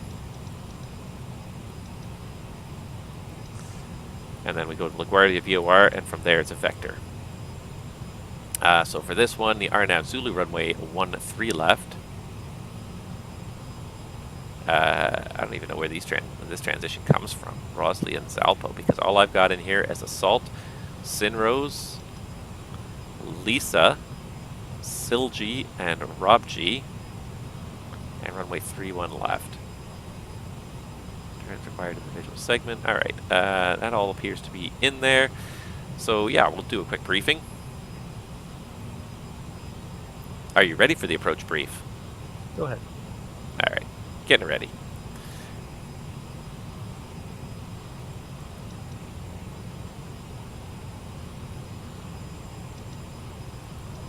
I'm just not sure why it shows some flying back and forth there, so I have to make sure it doesn't turn around here suddenly. But we are planning today the Lendy 7 arrival into New York Kennedy International 20-2 Bravo. It affects the 24th of March 2022. The speed restrictions applicable to turboprops and turbojets capable of operating 250 knots or greater at flight level 190. That is definitely us. DME or radar is required.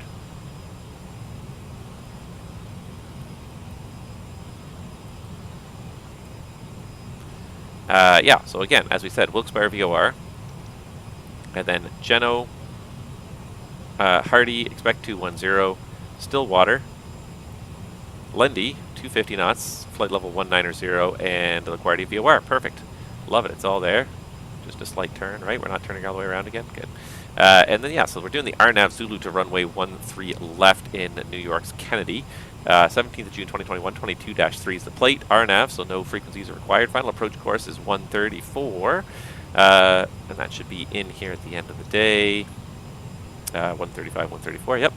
Sinrose at 2,000 feet is the check height.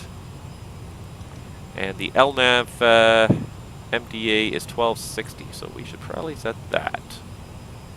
So let's do that.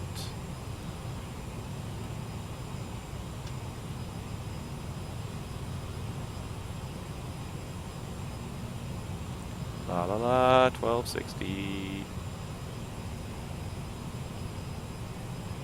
At least it's not Denver 5,000. The other day I had to set 5,000, and it's like, oh my god, it took me like half an hour just to set the altitude bug.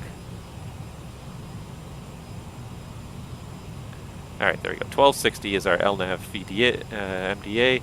Airport touchdown zone elevation is at 13 feet. The landing elevation shows 20. That's fine. I'm going to say it's 2,900 feet. All sectors around 13 left. Missed approach. Do not exceed 210 knots until CCAV. Climb to 4,000 feet on the FMS. Lateral path to runway 13 left, then direct CCAV. Do I have this in here? I think we do, don't we? Yeah. Straight ahead. So climb to 4,000 feet, the lateral path to CCAV, and track 073. To herpo and hold. If unable to follow the FMS lateral path, turn to heading 100, climb to 4,000, direct CCAV, and track 073 to hero and hold. So we got it all in there. We should be able to fly that, no problem. RN pre-approach GPS. See here, transition level is flight level 180. Radar level, radars required, feature silent, sky path not coincident, database coded to the runway. Cross Lisa, fly visual to the airport while via lean and lights to runway 13 left. Close adherence to flight track requirements for noise abatement. and turns required in the visual section. So Hotel Rills. So we do have some, and Lefferts Boulevard Rills. So there's, I doubt they're in the sim, but in the real world it looks like we actually have lights. Old Mill Creek Rills. So it looks like we actually have a lighting system along each segment to actually guide you in, which is fantastic. I don't think that's going to be in the sim. Let's see here. Mandatory 3,000 feet at Assault, Sin Rose 2,000, Lisa, Silgi, Roji, and runway 13 left. ALSF2, Pappies, and RLLS lighting system lead us in 2 miles required visibility. It's supposed to be a really nice day down there in New York as well, so it shouldn't be an issue. Terrain, highest terrain is over Manhattan to the west of the airport, so we'll definitely stay away from there. Weather, VFR with light winds, going to be pretty much down the pipe. We land 1-3 left. And operational, no meals in the aircraft, NOTAMs. Let's just have a quick look at the New York City NOTAMs. Where's my NOTAM file here? Show me JFK. There we go. JFK, and we'll actually have to pick a gate in a minute as well. J terminal helipad closed. Bravo. Clear bar light taxi with Charlie 6. April close Bravo.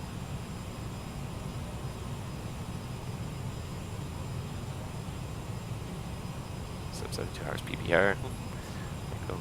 Wow, there's a lot of stuff on here. There's a lot of stuff on here. I don't see anything for 1-3 left, at least. And let's just check approach procedures. RNAV 1-3 left, or 2-2 right for that matter. ILS 1-3 left. Nope, that's not us. RNAV 2-2 left. Circling minima. ILS or Loc 1-3 left. Or Belmont visual 2-2 left. No, none of that. Okay, Lundy 7. Disregard Harty at flight level 210. Should read expect Genoa flight level 230.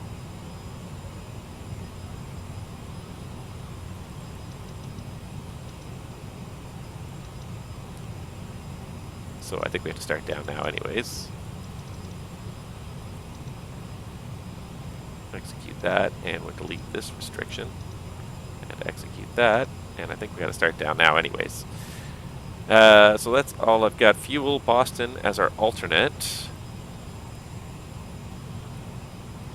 Requires 3,800. We're showing 54 when we arrive. We got almost 3,800 in each tank right now, so we should be good for our alternate. It looks like we definitely go do at least one go around without running into an issue. And that's all I got. Any questions? Any questions? No questions. So let's set 230 and start down now because it looks like we're already just about time to start down. Where this puts our level off here.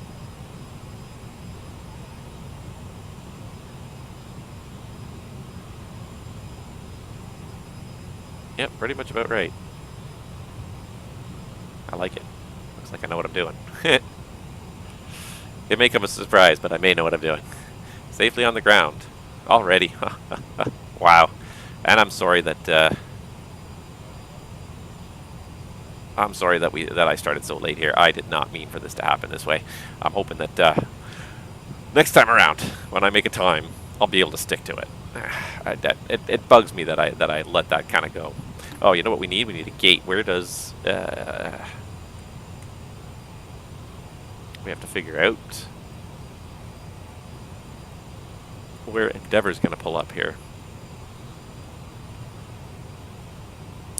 Let's see here. There's one that is scheduled in 38 minutes. I'm going to pick that one, and it's going to go to Gate Bravo 46. Gate Bravo 46 in New York.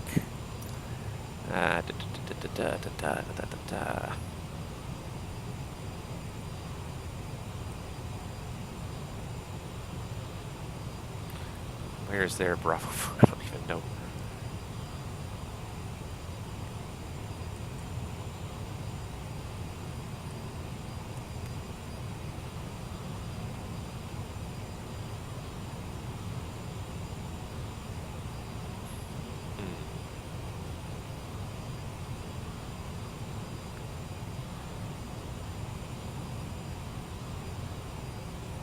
It's not Terminal 4, is it? Because Terminal 4 is all the international stuff, right?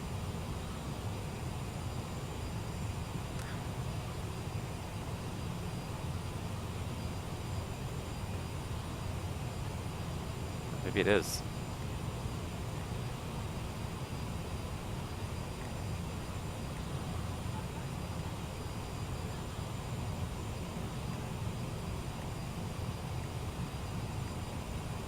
I don't know where. Let's see here. First thing is to figure out is where Delta Airlines parks, and I can probably figure it out from there. All right.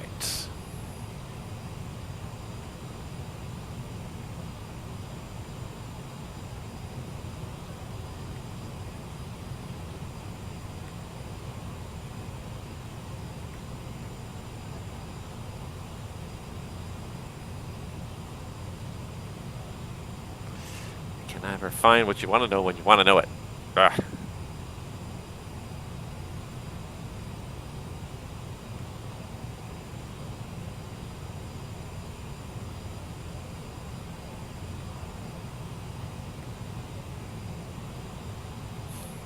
Sorry, I'm just trying to figure out if I can figure out where the heck the stupid gate is for...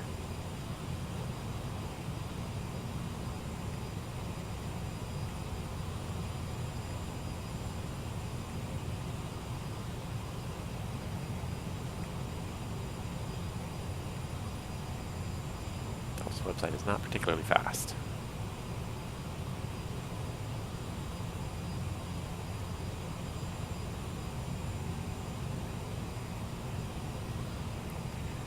Looks like Terminal 2 and Terminal 4.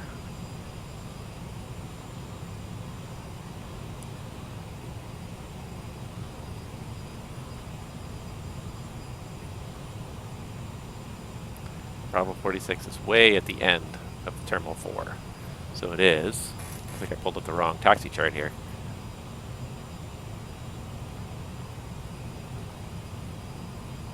Yeah, right there at the very end. Okay. So it looks like a Kilo Foxtrot entry would be where to go. Okay. That's why you gotta figure these things out in advance. You don't want to be figuring that out on the ground. You want to figure it out before we get there. Alright, how are we doing here? It looks like we are... Yeah, we're still looking good to hit Genoa at flight level 230. It's looking good. It's looking really good. Perfect. Okay, so... New York approach 2812. So let's make sure we get this guy up and ready to go next. I'm glad that you got some ATC there, Squibbly, for your arrival. Hopefully this guy sticks around for us as well.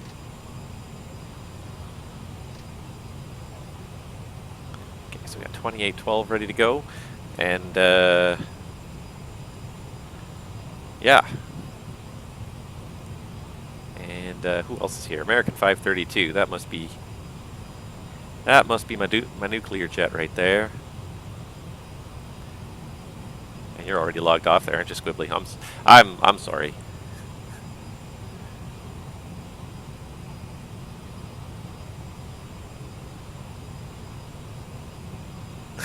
Send me the fuel bill.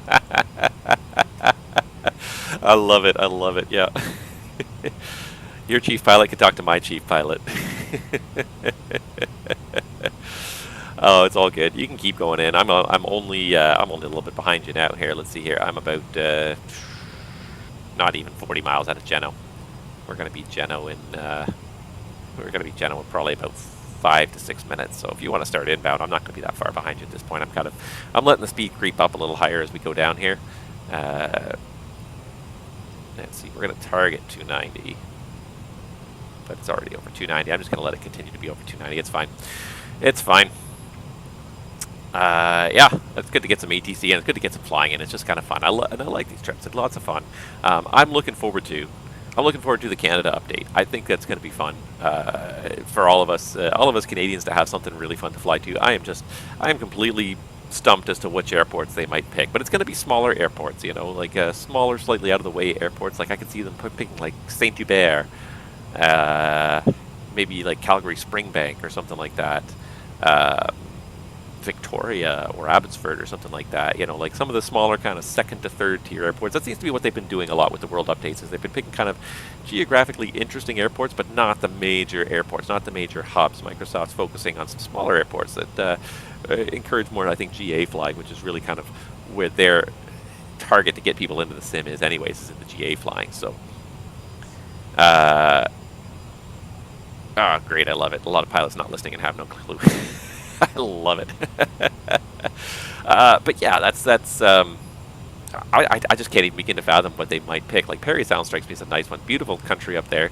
You know, Orbex has already obviously got a Parry Sound airport, so I don't think they're going to do it. But that's the kind of the type of airport. Places in very unique, scenically beautiful areas. That's why, like, the Kelowna's, like Castlegar, something like Castlegar or Terrace or something like that. Those might be some interesting airports that might. But I'm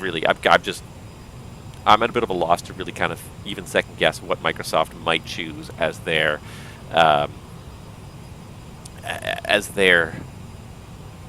World Update featured airports for Canada. But and I'm curious to see what else they feature in the updated scenery. Hoping for Goose Bay. So yeah, and some of the down east airports are kind of fun too. Like, there are some really interesting airports down east. Charlottetown might be a fun one. Smaller airport for sure, but you could do like the whole Charlottetown area very nicely. It's a very small city, but you could do that.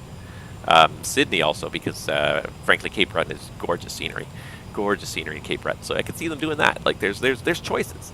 I'm curious to see where they'll go, if they'll focus on a particular region of Canada and really kind of make like one region like look really nice, like the Rockies or the East Coast or something. St. John's might be a good one to do. There's some interesting approaches, build in the turbulence for that could be very interesting. So there's lots of things they could do. I'd be hard pressed to kind of figure out what they will do. I really am a little bit stumped. You know, they've been sort of all over the place. They have done some kind of second tier, slightly smaller hubs, but then they've also done a lot of very small GA fields. So I think it's wherever the scenery is really interesting is what they're probably going to go for. I hope. But regardless, like, I think it's going to be fun, and I think one thing that you're going to see then too is you're going to see some Canadian bush tours, and I think, guys, we should get together and fly those on stream. I think as soon as we see where those are, I think that we got to get together and do those, because I think they'll be fun. I like the bush tours. They're a neat little challenge within Flight Simulator. They're not necessarily the most realistic in the way you'd fly them, sort of from landmark to landmark, especially in some of these busier airports. Landing at where did we land on the last one? Zurich, when I did that live stream. But it's just fun. I think there's some really great areas that you could tour in Canada, and they could do some really fun things with it. The mountain tours out west would be great, and up and down the East Coast as well. Lots of little fun airports. I think there's tons of things. So I can't wait to see that. I know it's not exactly right around the corner, but it's coming, and I think it's going to be great fun when we get there. 4.2 miles from Geno. So I'm hoping we get there soon. Hoping that comes out soon. What else? What else? Microsoft Flight Simulator wise, I'm trying to think if there's anything else interesting. Obviously GSX Pro. Still thinking about whether or not GSX Pro is worth it for me right now. I really miss the GSX pushback and the marshalling in. Picking a gate and getting marshaled into the gate you want. I really miss that. I really do. In all fairness, Montreal needs some love. You know what? You're right. Absolutely. Montreal does need some love. Nobody really has a good Montreal. There's a freeware Montreal Trudeau that's actually really good for a freeware. It's not great, but it's pretty good. But I was thinking about that. Saint Hubert is a fun little airport right close to downtown Montreal. They might do something like that. They might do Saint Hubert rather than do Trudeau, just because it's a more GA-friendly field. It's very close to downtown. Montreal could absolutely use some love. I think that that would be an excellent target as well. Who knows? They've been very hush-hush about each one until it comes out. But I'm excited. I'm excited to fly around Canada, get another couple of airports with good scenery in Canada. I think that's going to make it very intriguing. So I don't know where they're going to go with that, but that does excite me. It's coming soon. It's coming soon. I'm just trying to think what else. I've been so preoccupied with... where am I looking for my... pull up FS Elite on my phone, because I always have like interesting stories in there. I mean, X-Plane released. X-Plane 12 released into early access I think since the last time I did a stream. I haven't even talked about that. Have I not talked about X-Plane 12? I started watching those deep dive videos a little while ago, and the one thing I noticed about X-Plane, and it's true about Microsoft Flight Simulator as well, but the one thing you notice about when you start watching all these deep dive videos and talking to all the different members of the team, the number one thing that stands out is not the dedication, but the enthusiasm they all have for the product, for what they do, and you know it's going to be a good product because they're all enthusiastic for it. So I like it. Why are we not maintaining 2.3? How is it not 230? Oh, I dialed it to a lower altitude at some point. Well, at this point, I might as well keep going down to 190. I thought I left it at 230.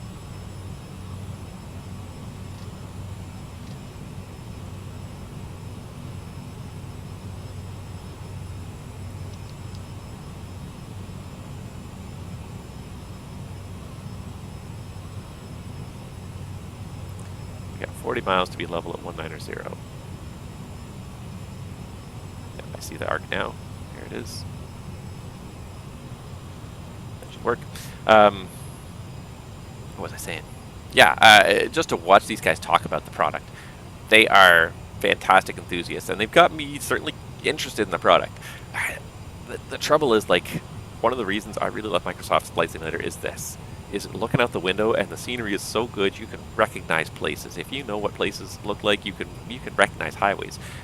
You can find your house, but part of the fun of flying is flying through the world. And X-Plane the scenery is good, but it just without the ortho, it's going to feel like a step backwards most of the time. It really will.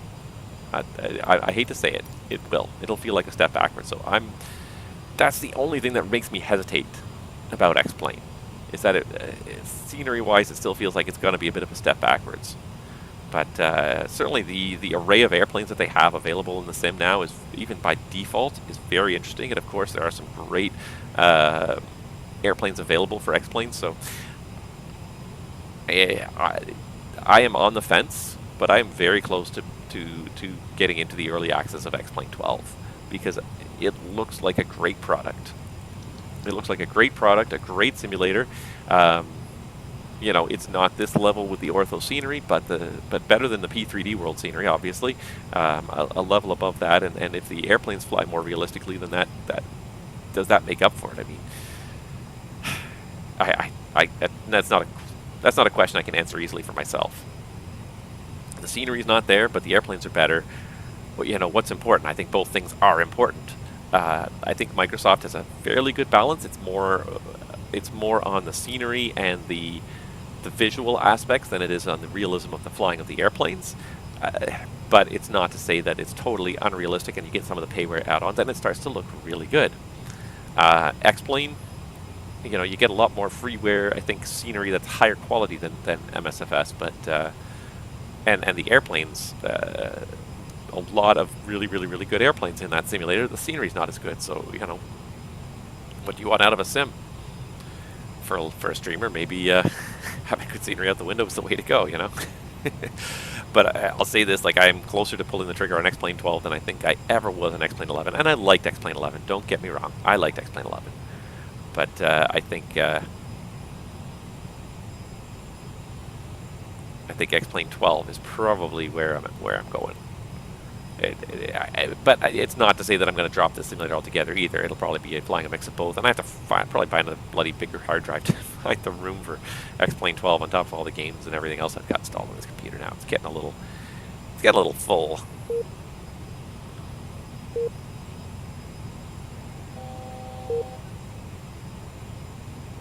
AI traffic missing, great. All right, so we got information. Alpha.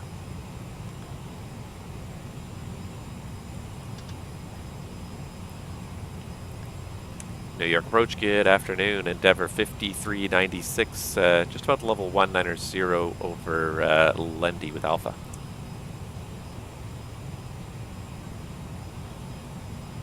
Endeavour 5396, New York approach, radar contact, squawk 1073. Squawk 1073, Endeavour 5396. New York approach, the verb from Tango Whiskey, we exited, actually, I'm not sure where we exited, but we're requesting taxi just straight ahead. Number 5, Tango Whiskey, taxi to the ramp. Have a good day. Taxi to the ramp. We'll be with you again shortly for another flight. Have a great day. There's New York down there. You can see it already. Blocked. RNAV Zulu 13 left for Endeavour 5396. RNAV Zulu 13 left. We're set up at Endeavour 5396. Thanks. Who else needed something? Hopefully my frame rate does not die too much on the way in here. There's Manhattan right there. There's New York. There's yeah, there's Newark right there. Because there's all the port of New Jersey. There's Manhattan. We're going to go pretty much right over the northern edge of Manhattan as we go right over LaGuardia VOR. There's LaGuardia Airport. You can actually see the flashing lights. I don't know how well you can see them, but they're right in front of us there. The flashing lights of LaGuardia there. We're supposed to cross Lendy at 250 knots, so I've got the power back. I'm just going to let it kind of drift back down to 250 knots here. And even though it doesn't do anything, it's nice to have the speed bug just as a visual reference. It just makes it easier for you to identify visually where you actually want to be and whether you're on the target or not. Endeavour 5396 to settle maintain 16,000. Oh, 16,000, Endeavour 5396.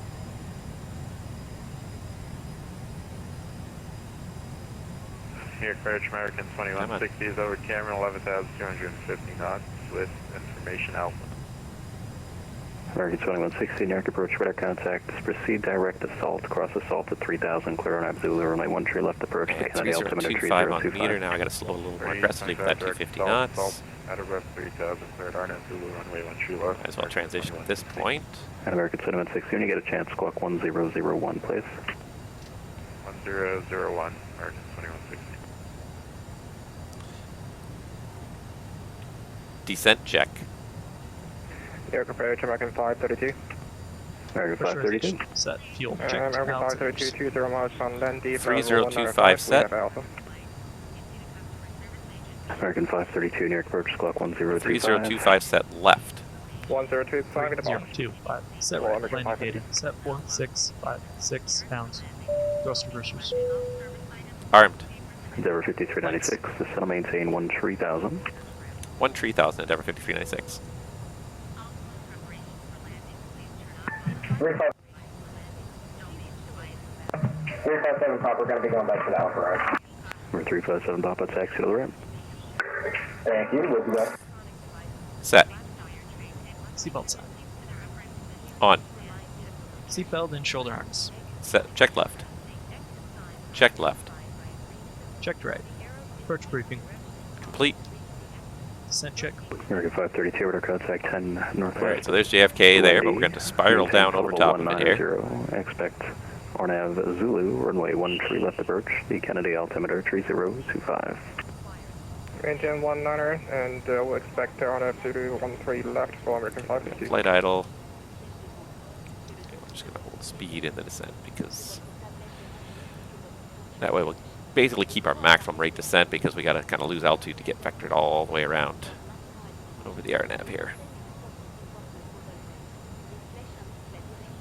You guys are talking and I'm not even paying attention.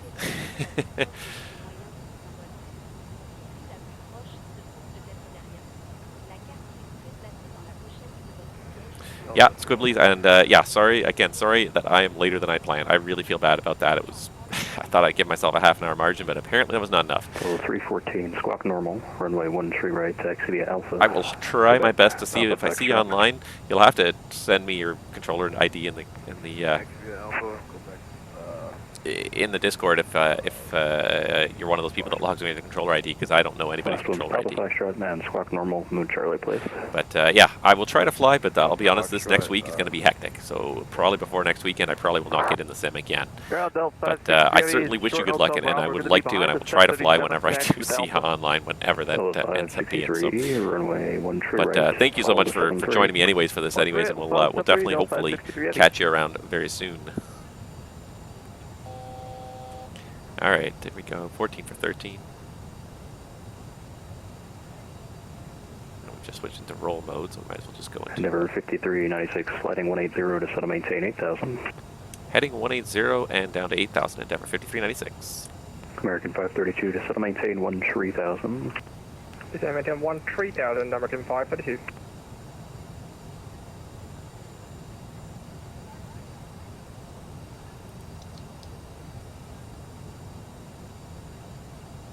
Alright, descent speed 250, 737 Charlie, New York approach. Do you receive audio?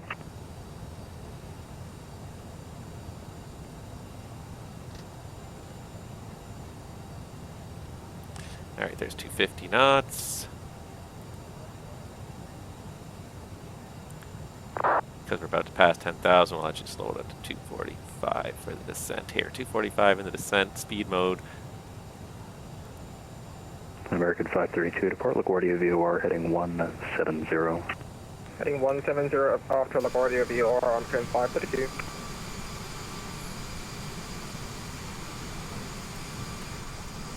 Take a couple of little screenshots there. Flying through New York. You have been, Lucas? Okay. Because I know a lot of guys sign on with just their numbers, and I don't know anybody's numbers, so I never know who anybody is. But yeah, I encourage you to put your name. I think it's better to put your name. People recognize names, and I think when people see me, I think that they like to fly in my airspace because they know that I provide pretty good service. I think I'm not trying to toot my own horn, but I think I do anyways, and I think a lot of people enjoy it. So, but I think a lot of it's just easier to remember a name than a number. So if the person provides you good service, you're going to remember the name a lot better than you're going to remember the controller number. So I think it's a good thing. I think it's a good thing to put names down. It's part of what makes this such a civil. Wait, why are we? What are we doing here? What did he do?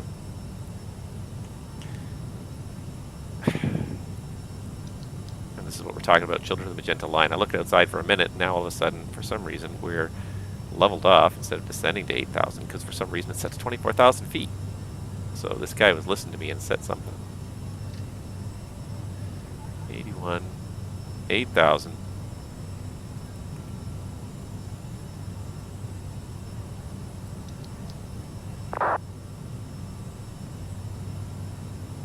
Speed 245. Go back to idle again. And then we'll start descending again. I don't know what was going on there. For some reason, it leveled off. I mean, and I know the reason why, because it was in speed mode, and I forgot to mute my FS2 cruise. Approach Delta Put in a higher altitude. 2029, we are ready to taxi Skydatus Alpha. Delta 2229, your departure, runway 1 true right, taxi via Alpha. I think we're going to throw even on the speed brakes now and see if we can't even expedite this descent even further, because we're getting vector now because we never lost the altitude. 2229. American 532 to settle maintain 8,000. Down to 8,000, American 532. Is there somebody else calling? Okay, so Yeah, near approach November 5 Tango Whiskey, requesting VFR clearance to Westchester. Number 5 Tango Whiskey, cleared out of Bravo airspace, squawk 0360. Cleared out of Bravo, squawk 0360, November 5 Tango Whiskey. Number 5 Tango Whiskey, you're back correct, bus ready for taxi. 8,000 anyways. Roger, ready to taxi, November 9 5 for Tango 8. Whiskey.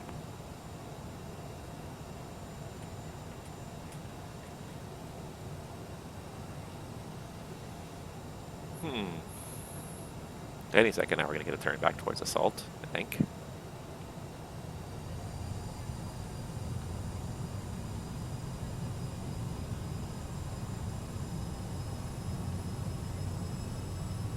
Vehicle approach November 5 Tango Whiskey, ready for taxi with information Delta. Number 5 Tango Whiskey, runway 4, taxi via Alpha Alpha. 4 via Alpha, November 5 Tango Whiskey. Denver 5396, turn right heading 270 to set a maintain 3,000. Right turn 270 down to 3,000 at Denver 5396.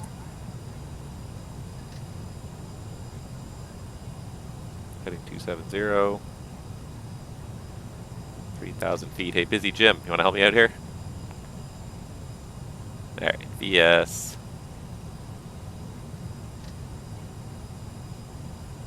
That's 2,000.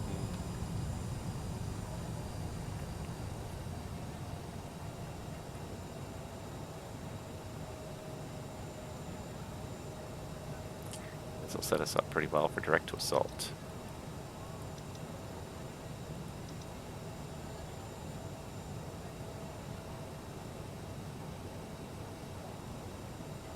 There's heading 270. Kind of a downwind leg a little bit.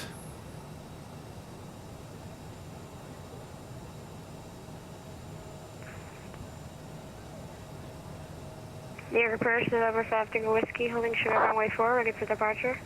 Number 5 Tango Whiskey, runway 4, clear for takeoff, on course. On course approved, clear for takeoff runway 4, November 5 Tango Whiskey. American 2160, runway 1 tree left, clear to land, wind 1407. Silhouette 1 tree left, American 2160. Alright, so there's an American who's just cleared to land. Let's see, oh, that's probably the beacon there. That's the airport there, so he's probably somewhere out over the bay there. Kind of heading down towards final.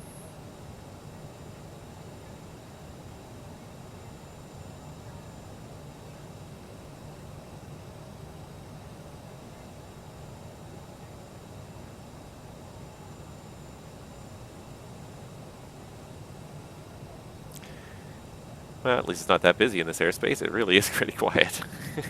I thought it might be a little bit busier. It does not sound too hectic for this guy now. I guess it's busier when you were flying through here, Squibbly, but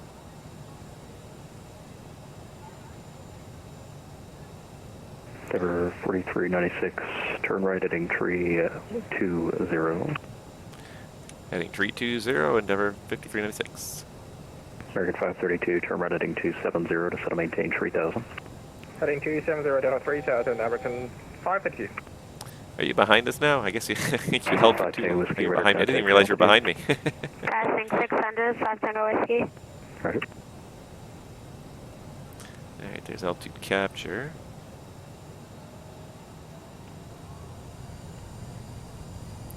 Target keeping the speed about 240 for now. I'll slow it to about 210 here once we sort of turn on to final there. New Zealand 2, New York approach, squawk 1014. New York approach, November 5 Tango Whiskey, can we have an expected runway? New Zealand 2, radar contact about 8 miles northwest, Teterboro Airport. Maintain 1000. Expect RNAV Zulu, runway 13 left approach to the Kennedy altimeter, tree 025. Maintain 1000 approach, yeah, expect the RNAV, runway 13 left, 125. New York Delta 560, mind if we jump off the Papa Fox? 563. I certainly hope that the volume levels with the ATC are okay with you guys. 314, runway 13 I'm just right. looking at my levels here in the streaming software. It seems like they should be okay. So I hope it's working out well.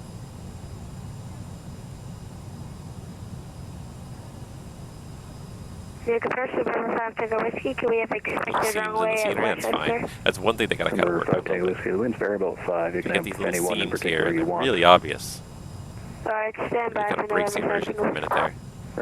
Endeavour 40, correction 5396, proceed direct assault, cross assault at 3000, clear RNAV Zulu, runway 13 left approach. Direct assault, cross assault 3000, cleared RNAV Zulu 13 left, Endeavour 5396. American 532, turn right heading tree 00, descend and maintain 3000, reduce speed 210. Heading 300 down 3000 and reduce speed 210 for American 532. New York approach, November 5 Tango Whiskey, we'll take runway 29er. Number 5 Tango Whiskey, you said 29er. Affirmative, 29er Westchester. Roger. Alright, we're going to start slowing down here a little bit. Let's just get our chart up because we got to fly this as a non-precision. Just thinking about it here. Come on, let me, why can't I make this any smaller? I just want to make it a little bit narrower so I'm not blocking my whole range of vision here.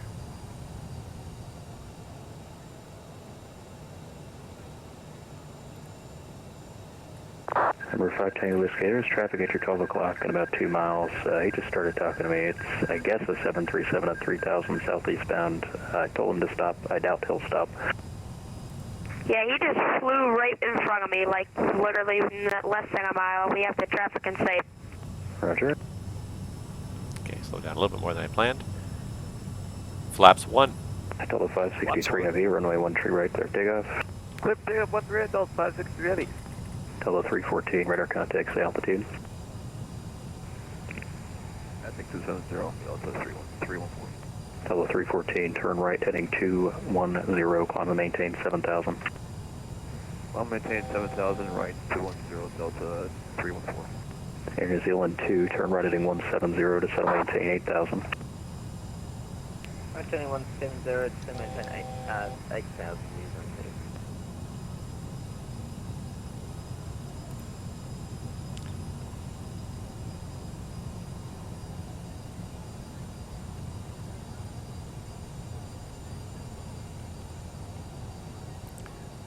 Flaps 8. Flaps 8. American 532, proceed direct assault, cross assault at 3000, cleared RNAV Zulu, runway 13 left approach. Direct start, course assault 3000, clear RNAV Zulu, runway 13 left for American 532. Ready for departure, Delta 2229. American 2160, where do you enter the ramp? We're going in, November Charlie, American 2160. American 2160, Bravo to the ramp. Bravo to the ramp, American 2160. And I appreciate you continuing to move. Thank you for that. Alright. Delta 2229, heavy near departure. I see you're down there. Don't need you to call me short of the runway, but I appreciate it. Roger. Delta 314, direct Robbinsville VOR. Direct Gear down. VOR, and you said maintain 7,000. Gear down. Affirmative, higher in a minute. Flaps 20. Flaps 20. Roger. Set speed 143.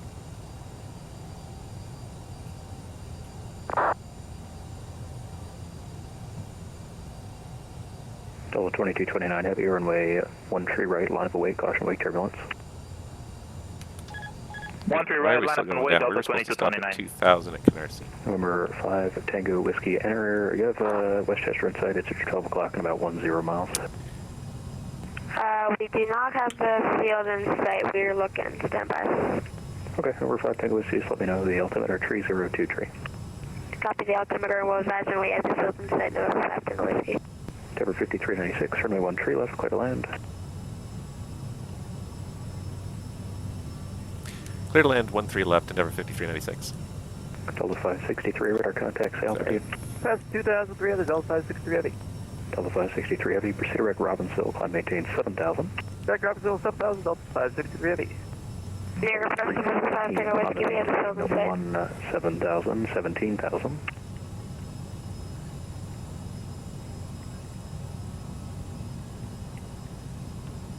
Flaps 30. Near Festival 5, Tango Whiskey, we have the field in sight. Number 5 Tango Whiskey, enter Flaps right 45. base, runway 29er. Flaps 45. Right base, Set runway speed 29, 136. Delta 2229, heavy check. runway 1 tree right, clear for takeoff. Clear for takeoff. Down 3 green. Right, Delta 2229. 0. Flaps 45. 4 landing Delta check. 314, climb and maintain 17, Landing checklist. 17,000. Delta 314. Before landing checklist. American 532, number 2, following CRJ Alright, we got 900 gear down. on about a 2-mile final. Flaps Runway 1 tree left, clear to land, wind 1409. 5. I have the traffic, number 2 clear to land, 13 left, American 532. Now we're high. We were low. Now we're high. It's a tricky approach to fly. And this airplane is not helping. It's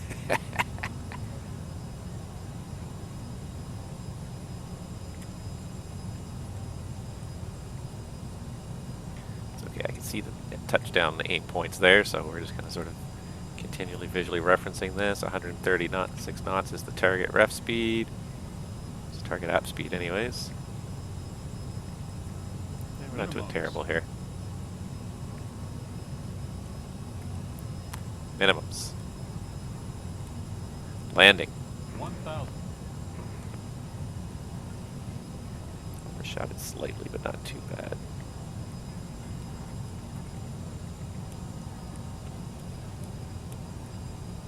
Delta 563 heavy, climb and maintain 17,000. 17,000, Delta 563 heavy. New Zealand 2, turn right heading 230 to set to maintain 5,000. Running 230 to maintain 5,000. Okay, visual. 300. 300. Sync rate. 200. Sync rate. She really likes her sync rate calls, doesn't she? 100. Sync rate. 50. 40. 30. 20. 10.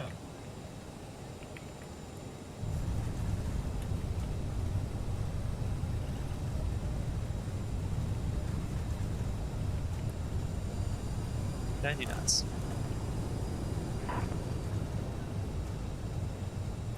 Air New Zealand 2 heavy, turn right heading 270, descend to maintain 3,000, reduce speed 210. Running 270, 3,000 and speed 210. Denver 5396, where do you enter the ramp? Denver 5396, I believe, Kilo Alpha on the south side of 4. Denver 5396, roger. Taxi to the ramp via Alpha. Have a good day. To the ramp via Alpha, thanks, Endeavour 5396. Have a great day. American 2229, 1,100, climbing 5,000. After landing Delta check. 2229, radar contact, direct Robbinsville, climb maintain 7,000. Direct Robbinsville, climb maintain 7,000, American 22, Delta 2229. Good afternoon. Nous vous prions de rester Delta 314, New York Center is offline. Frequency change approved. Good day. Frequency change approved. Delta 314. Kilo Fox is actually the entry. I got it wrong. I was trying to just do Delta 563 Heavy, New York Center Maybe I is should offline. write these Frequency things change down. approved. Good day. Good day, Delta Should write these things down. Tango Whiskey reporting base runway Just don't shoot me down, please. Murphy Tango Whiskey, runway 29, clear to land.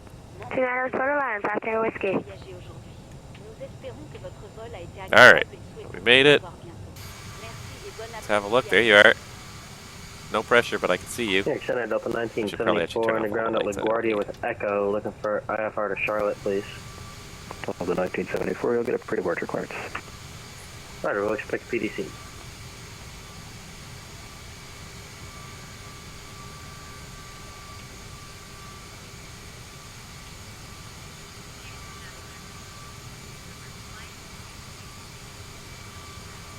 This is an interesting way to try and taxi an airplane. Delta 2229, turn left heading 180. I don't know where you went. I saw you on final and I've lost you. Delta 2229. Oh, I see you there. Just an arcing turn to final right there. You're rolling out at like 300 feet. You just kicked in your lights.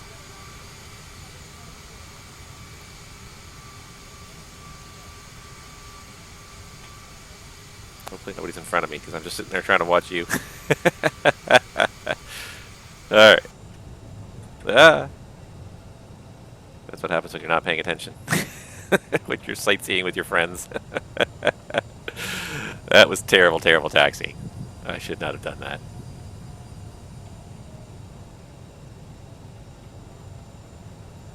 Alright, kill those thrust reversers.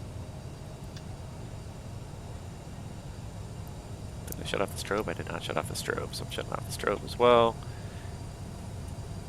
Start the APU. APU on. APU is... Air compressive over 5 Tango Whiskey, we exited on Delta, requesting straight into the FBO. Number 5 Tango Whiskey, taxi to the ramp.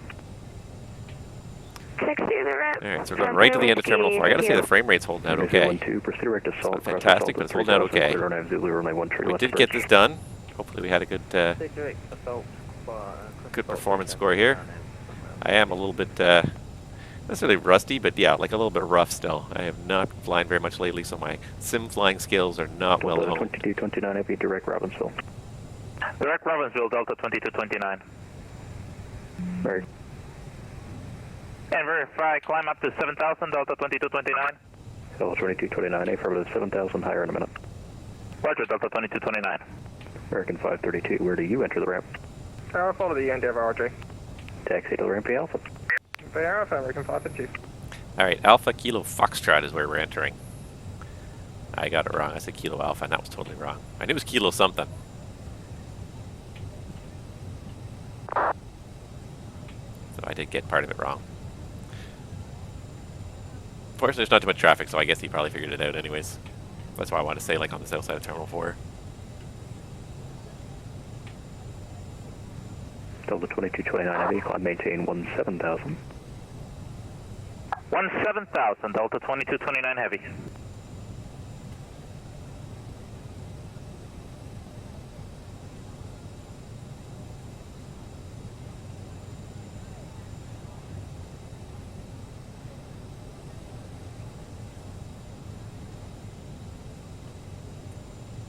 Alright, so Bravo 48 is one of these little gates up here.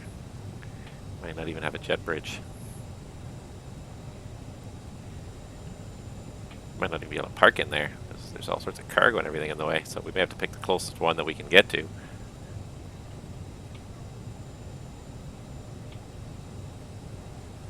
There's all like containers and everything here, and I'm pretty sure that that's where we were supposed to park, was over there.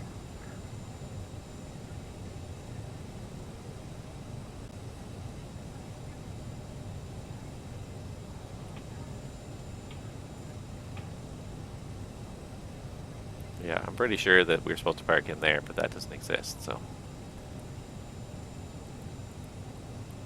At least according to Microsoft Flight Simulator.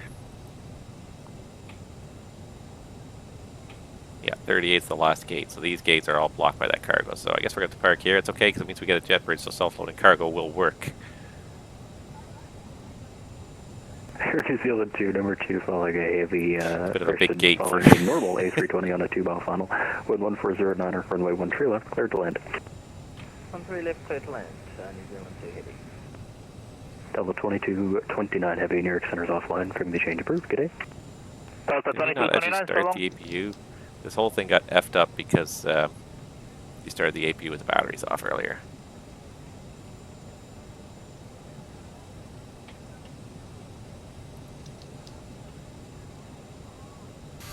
So now the APU's not even running yet. Go just a little further in. Not good enough anyways. Alright, well we can shut off number 1.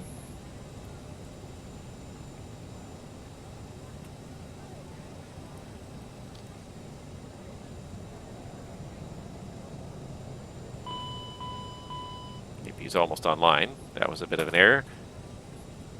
I don't know how. It has to do with the fact that he started the APU, and this is the only trouble with FS2 Crew. Is it's a great system, but it's so sensitive that sometimes when you're just talking, if you haven't remembered to mute it, and this is really a problem for me as a streamer, he'll hear all sorts of messages hidden in there. He'll hear shut the APU, you know, set flight level 220 when really we're supposed to be going down to 8,000. Like all sorts of things that'll be in there that shouldn't be in there.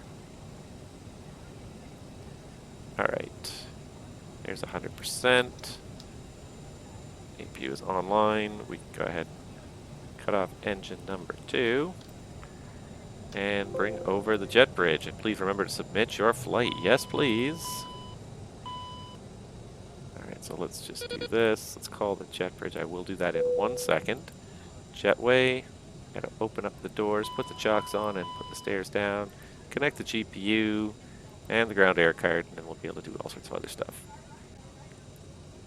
But that's it. So we are now done. We're here. And the last step, of course, is to submit our flight. Because if you don't remember to hit submit, it won't actually save this flight. So you have to manually save each flight once you're happy with it and done. Are we sure? Yeah, it was pretty good. It wasn't perfect. It had some problems, but it was pretty good overall. My flight has been submitted. And as a result, I should now have a... First of all, my next flight should become available here. New York up to Syracuse. That's a shorty, but it'll be fun. Dashboard. I should now have a rating of 92. Not bad. And you can go back in the logbook and you can see how poorly I did. And the nice thing is it shows you what you did poorly on. You can aim to improve that next time. So what did I lose points on? Max back angle exceeded 35 degrees. So I exceeded that. I lost 7 points right there. And I lost 1 point because I failed to turn the landing light off before we passed 10,000 in the climb. So, okay, I lost a few points there. So, but then I know, now I've learned. And now I know what to watch out for next time to make sure that, I am... what's the word I'm trying to say? But just to make sure that that I know where I went wrong, and how to fix it so I can get a better score next time.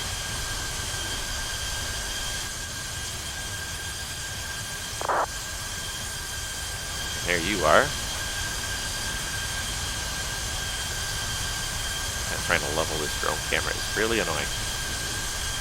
Not sure why you went backwards there.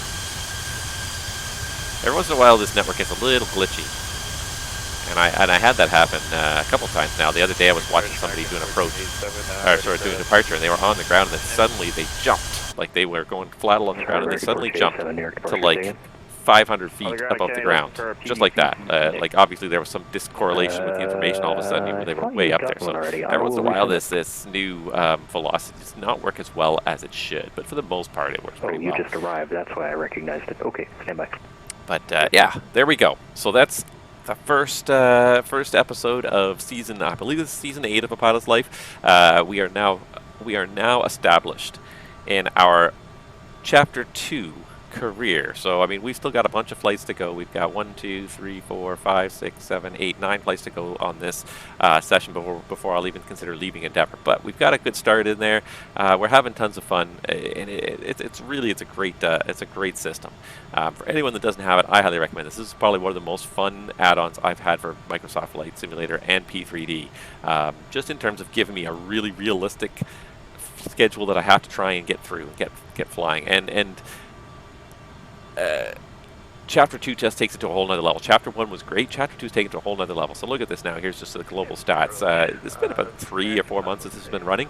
There's 193 pilots connected right now, 142 currently flying, but there's a total of 3,500 pilots registered. They have logged 184,000 hours across 105,000 flights already. And look at the wealth like the top guys have here, like $56,000 in the bank, 71,000 experience points. And then you go and you look at me, and I have 92 experience points. I have $3,000 in the bank, and that's because I haven't bought a type rating. I only bought the one type rating for the CRJ. I haven't bought a second type. Oh no, I did buy a couple type ratings. I got a bonus just because I had Chapter 1. I got a little extra bonus money, but that's all I spent my money on is